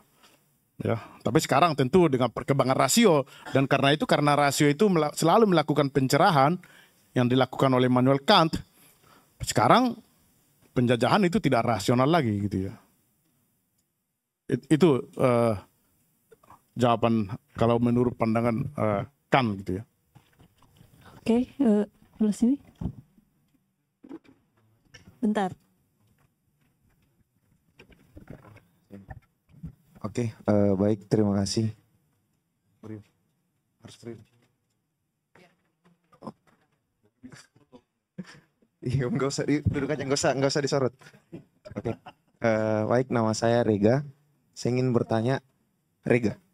Iya, saya pernah baca bukunya Howard Williams, judulnya itu Filsafat Politik Kan. Cuman saya belum baca habis sih, mungkin sekitar bab 4, ya sampai bab 4. Sejak baru tahu ternyata kan itu dalam metafisik der Sitten itu ada 2 kapitel. Satu Tugendlehre, satunya itu Rechtsleer. Nah, ada satu bab di bukunya Filsafat Politik itu dia bilang begini. Terdapat perbedaan antara moralitas dan politik ketika itu motif dibalik tindakan. Kan sangat deontologis. Nah, cuman yang saya tanyakan dan tidak dibahas di buku itu sejauh mana relasi hukum dan moral yang dapat dipertahankan dari Kant. Soalnya misalnya seperti Nazi Jerman dan siapa sih namanya ini yang Hannah Arendt teliti itu kan dalilnya kan moralitas. Ya, Adolf Eichmann. Nah, seperti itu. Dan ini yang saya juga sampai sekarang masih pikirkan dalam arti apakah Kant ini kan dalam konteks filsafat hukum itu dia dikategorikan sebagai seorang filsuf hukum alam ataukah dia tetap bertahan di wilayah hukum positif. Maksudnya ketika dua hal itu bertentangan, di manakah kita harus kembali sebagai guiding principle itu? Dan apakah dalam pembentukan hukum harus meniscayakan prinsip-prinsip yang terdapat dalam imperatif kategori seperti misalnya otonomi, tujuan pada dirinya, dan saya lupa yang ketiga apa itu. Apakah harus ada itu dalam pembentukan hukum? Karena di satu sisi kan wilayah kebebasan itu kan wilayah moral, dan di satu sisi wilayah eksternal atau kebebasan yuridis yang kan bilang itu bisa dipaksakan, dan itu adalah istilahnya kan itu homo phenomenon. Nah, itu saya mungkin minta tanggapan atas itu. Terima kasih. Ya, kalau sudah berbeda itu bisa menangkap yang tidak tertangkap itu bisa. Nah, kalau bagaimana hukum harus dibuat gitu ya? Tadi itu pertanyaannya ya, bagaimana proses pembuatan hukum gitu ya? Intinya itu karena keseluruhan tadi yang Anda katakan itu mengenai doktrin mengenai keutamaan ya, dan doktrin mengenai filsafat hukum itu sebenarnya bertolak dari kebebasan itu. Itu intinya, itu yang mau dilindungi oleh Immanuel Kant. Dalam arti itu dia memang seorang liberal ya. Jadi seperti tadi telah kita lihat bahwa baik kepada, dan itu karena rasio tadi manusia itu bebas. Jadi kebebasan manusia itu sebenarnya yang mau dilindungi, itu yang mau dipertahankan. Tapi kebebasan yang berada dalam kerangka hukum, ya. Jadi semua hukum itu harus dibuat untuk menjamin itu, memastikan itu. Memang kita bisa menganggap bahwa hukum membatasi kebebasan, tetapi seperti tadi telah dijelaskan, justru hukum itulah yang memungkinkan dan menjamin kebebasan kita. Jadi prinsip tertinggi dalam pembuatan hukum itu justru dia harus dapat menjamin kebebasan. Dan kebebasan di situ harus dipahami sebagai kebebasan yang kompatibel dengan kebebasan orang gitu ya. Bukan hanya kebebasan orang per orang gitu, tapi kebebasan itu harus menjadi prinsip umum. Jadi seakan-akan matriks kebebasan di mana setiap orang memiliki ruang kebebasan yang sama. Itulah sebenarnya prinsip tertinggi dalam pembuatan hukum. Ya. Jadi sehingga dengan demikian otonomi terjamin ya. Karena apapun yang dia lakukan itu dia menghargai nilai intrinsik dari manusia itu yang kebebasan. Jadi filsafat moral, filsafat politik atau filsafat hukum, semua itu dikonstruksi sedemikian rupa sehingga kebebasan manusia itu bisa dijamin dan tidak bisa dilanggar dengan sewenang-wenang. Itu sebenarnya tujuan hukum, menjamin kebebasan.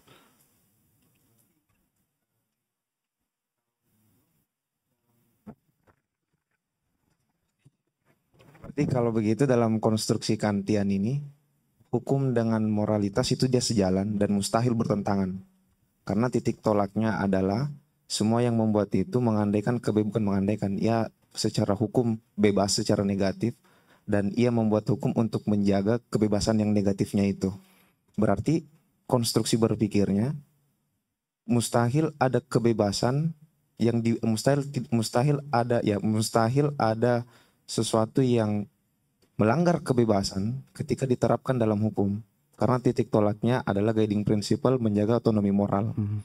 Dan karena seperti itu, otomatis hukum harus sejalan dengan moral.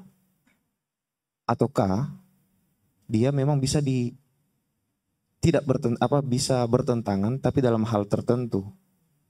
Nah, itu saya belum gini, dapat relasi. Kita harus membedakan dalam konteks kan itu moral itu pada wilayah batin ya. Ya, bahwa Anda misalnya berbohong atau Anda tindakan-tindakan yang tidak bermoral itu urusan Anda gitu ya. Tetapi jangan sampai mengganggu orang lain. Ya. Jadi tentu hukum itu mengatur kebebasan pada wilayah eksternal. Kalau wilayah batin kita bebas, itu tidak perlu diatur. Yang mengatur itu adalah hukum moral. Hukum moral itu etika deontologi segala macam itu, dan kan mengatakan hanya Anda sendiri dan Tuhan yang tahu apakah Anda melanggar hukum moral atau tidak. Bisa saja Anda berbohong gitu ya, orang tidak tahu. Nah, dalam kenyataan tentu hukum banyak yang bertentangan dengan moral itu ya, dalam kenyataan itu ya. Tetapi Immanuel Kant mengatakan tentu itu bukan hukum yang baik kalau dia bertentangan dengan moral itu. Itu yang sebetulnya saya pertanyakan, dalam artian sejauh mana hukum itu determinan terhadap moral. Begitupun sebaliknya. Dan ini kan diskursus menarik karena saya juga baru ini ada pelanjut Habermas namanya Robert Alexy dan itu di Jerman juga, dan saya tahu itu dari bukunya Pak Alexander Serran sih sebetulnya. Cuman ya lagi-lagi saya ingin mengetahui karena saya belum dan tidak ada buku yang bahasa yang bisa saya baca di Metafisik der Sitten karena bahasa Jerman semua. Makanya itu yang ingin saya pertanyakan ke Bang Sitorus ini. Mungkin nanya itu, terima kasih. Ya, jadi moral itu layak kebebasan dalam internal, politik itu menjamin kebebasan dalam, atau hukum menjamin kebebasan dalam wilayah eksternal. Bahwa dalam kenyataan, jadi hukum harus sama-sama menjamin kebebasan itu. Bahwa dalam kenyataan hukum itu dibuat dan dia justru menghalangi orang untuk bebas, ya. Dari matriks kebebasan tadi ada orang yang sangat bebas, ada yang tidak. Itu berarti hukum yang tidak sesuai dengan konsep right itu. Konsep itu yang perlu juga ya. apa yang disebut dengan right gitu ya, recht itu sebenarnya semacam situasi di mana kebebasan saya kompatibel dengan kebebasan orang lain dalam sebuah konsep hukum. Itu yang disebut right. Itu tentu sulit diterjemahkan dalam bahasa Indonesia, apakah itu benar atau hukum atau hak gitu ya. Nah tapi tindakan itu disebut right kalau dia kompatibel dengan kebebasan-kebebasan orang lain juga. Itu sebenarnya, itu prinsipnya dalam pembuatan hukum. Jadi kalau hukum itu tidak menjamin kebebasan yang semua orang secara kompatibel, maka hukum itu tidak rightful gitu ya. Itu di sini ada apa yang dimaksud dengan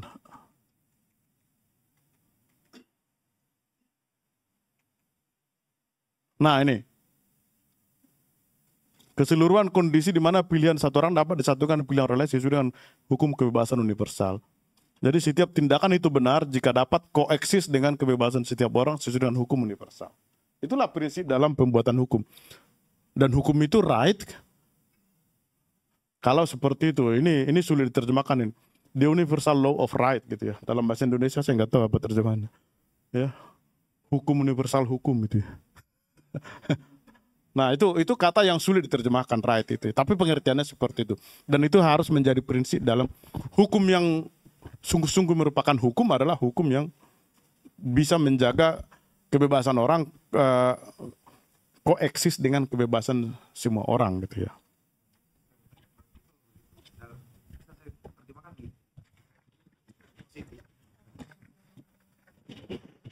Berarti kalau begitu hukum positif adalah residu daripada kebebasan. Bukan residu dong. Residu untuk menjaga, residu untuk menjaga kebebasan.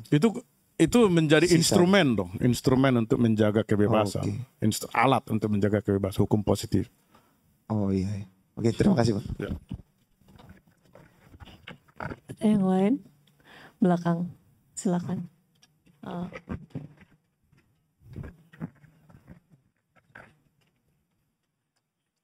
Ya, nama saya Istin Nugroho. Saya ingin bertanya, apakah di dalam konsepnya Immanuel Kant atau Habermas itu ada jalan keluar kalau kita menghadapi misalnya negara teror gitu. Itu aja.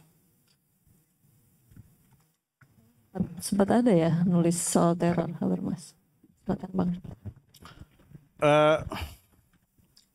Habermas itu menolak revolusi. Jadi kalau ada teror kita mau melawan, Habermas itu menolak revolusi karena itu juga menjadi pembangkangan terhadap hukum gitu ya. Jadi dia memilih reformasi bukan revolusi gitu ya. Nah, saya pikir saya sendiri tidak pernah membaca bahwa Immanuel Kant itu tidak membicarakan itu, tetapi saya pikir filsafat Immanuel Kant itu pasti akan dari gagasan-gagasan dia kita pasti bisa mengajukan jawaban kira-kira kalau bagaimana cara Kantian untuk menghadapi negara teror gitu ya. Untuk saat sekarang saya tidak bisa menemukan, tetapi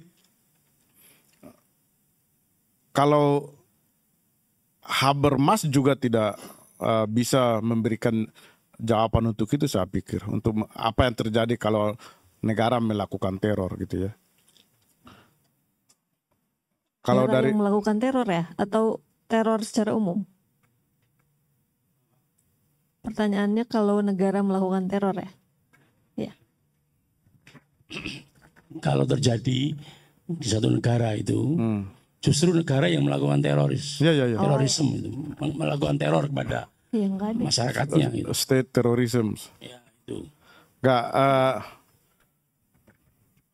Immanuel Kant tidak pernah membicarakan itu, tetapi kalau misalnya negara melakukan teror, maka Immanuel Kant akan kesulitan karena itu tadi kita nggak bisa, dia menolak revolusi, dia hanya menginginkan reformasi gitu ya.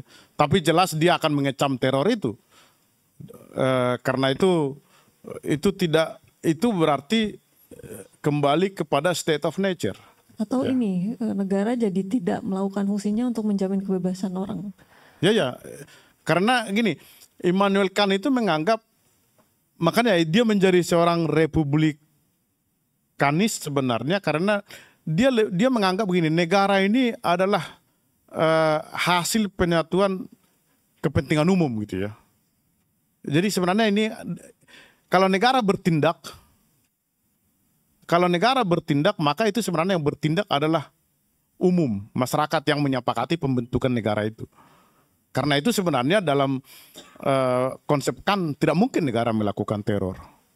Ya, karena negara itu tidak lain dari hasil kesepakatan kita gitu ya, kesepakatan umum.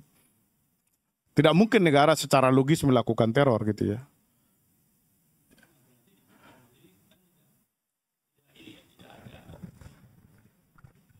Maksud saya, tadi kan Pak Sitorus mengatakan bahwa di dalam konsepsinya Immanuel Kant itu tidak akan ada negara teror kan. Ya.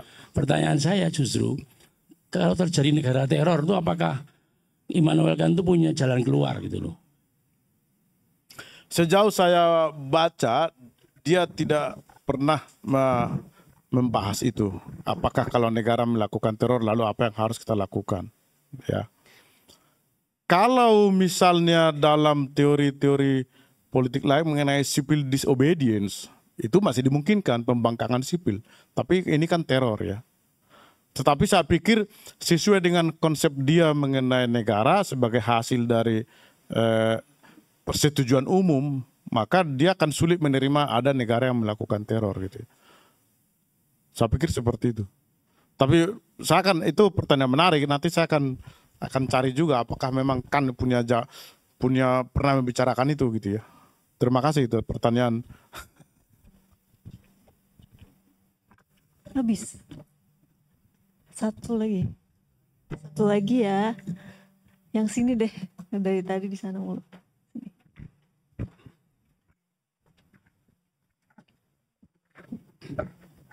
Cek, terima kasih. Nama saya Arfan. Saya ingin bertanya terkait Kant.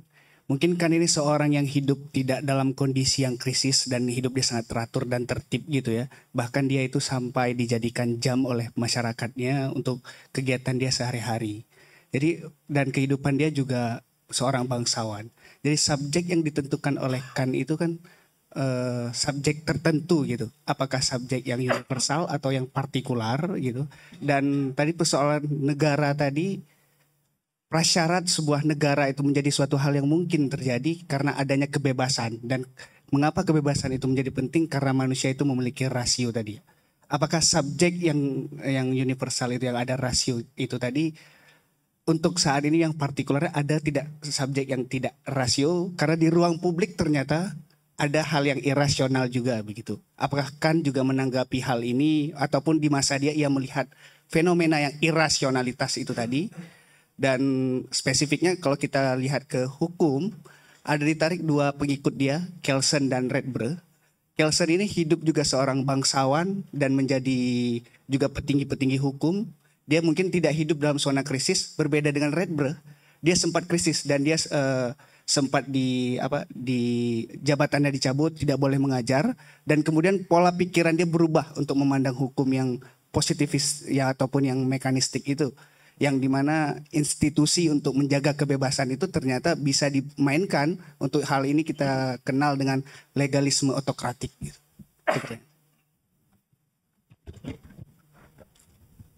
Nah, mengenai irasional tadi, Immanuel Kant itu seperti tadi telah dijelaskan bahwa seorang filsuf pencerahan yang sangat percaya pada kemampuan rasio ya. Dia sendiri kan motonya pencerahan itu yang sangat terkenal dari dia, sapere aude itu ya. Beranilah untuk berpikir sendiri gitu ya. Memang dia pasti mengakui bahwa ada yang tidak rasional, ada yang irasional. Tetapi proses itu ada bagian dari proses pencerahan. Ya. Karena itu dia mengatakan bahwa hakikat rasio itu selalu ingin mencapai pencerahan, ingin mencapai pengetahuan yang lebih mendalam, lebih rasional. Itu sebenarnya yang mau dikatakan. Jadi, sorry.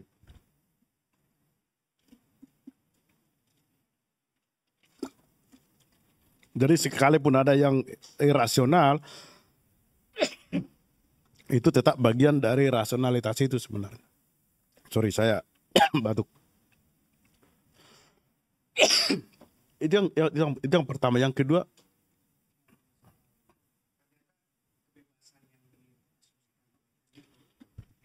karena rasionalitas itu juga manusia menciptakan institusi-institusi yang mengekang kebebasan manusia itu sendiri di ruang-ruang publik tadi. Karena juga bagi kan itu kan kebebasan itu sepertinya untuk subjek tertentu, tidak untuk yang lain. Walaupun bagi di konsep dia untuk universalitas, karena kalau saya lihat dari pengalaman dia, itu kan kehidupan dia sangat tertib dan dia sangat menyesuaikan diri dia dengan konsep-konsep dia gitu. Jadi ada tidak, maksudnya untuk kita melihat bahwasanya bagikan juga merefleksikan ada kondisi krisis ketika kebebasan itu juga dilindungi. Misalnya kalau kita lihat baca bukunya Erich Fromm, kenapa terjadinya Nazi, mengapa Nazi itu bisa muncul? Karena kegagapan bangsa Jerman saat itu menghadapi krisis dan saat itu sangat bebas. Kemudian muncullah bagaimana kita memilih untuk kepada sesuatu yang kuat, untuk menggantungkan diri pada otoritas yang lebih kuat begitu.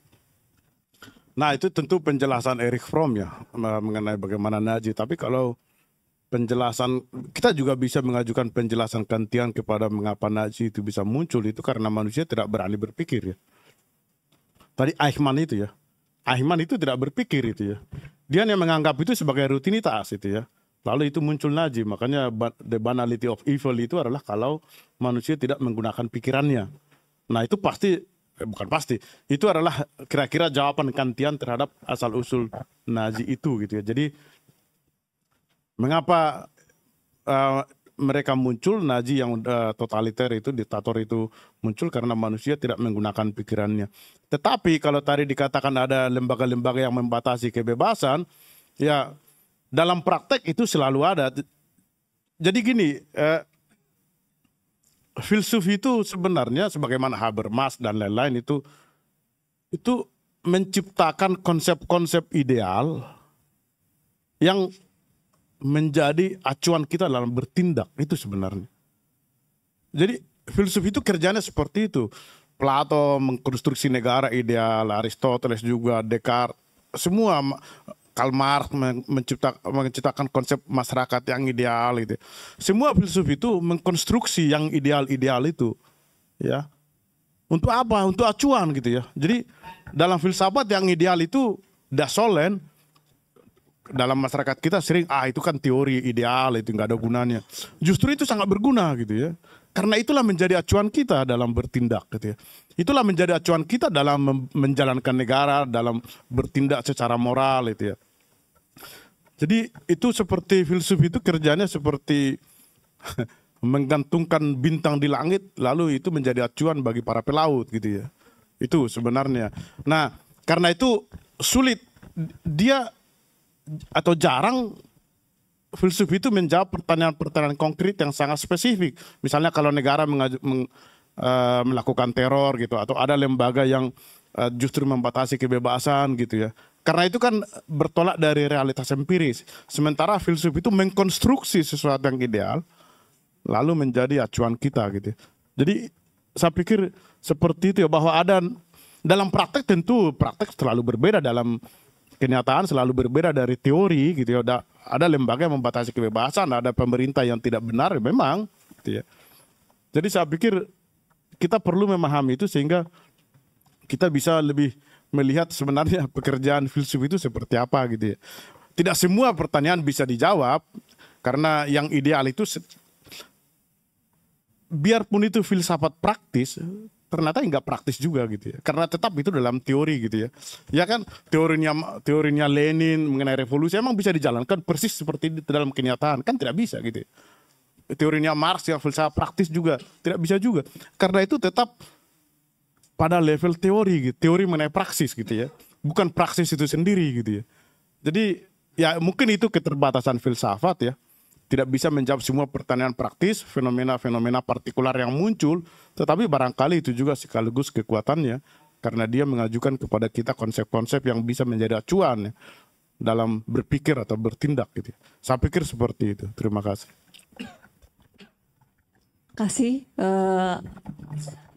Jadi kesimpulannya itu ya, kita berfilsafat hari ini tentang dua filsuf tentang reason di tengah kondisi yang irasional, dan teman-teman tampaknya nggak happy gara-gara itu, karena dua filsuf ini nggak bisa menjawab dan mengantisipasi situasi irasional. Terima kasih untuk kita semua, tepuk tangan lagi dong. Foto bareng dulu katanya.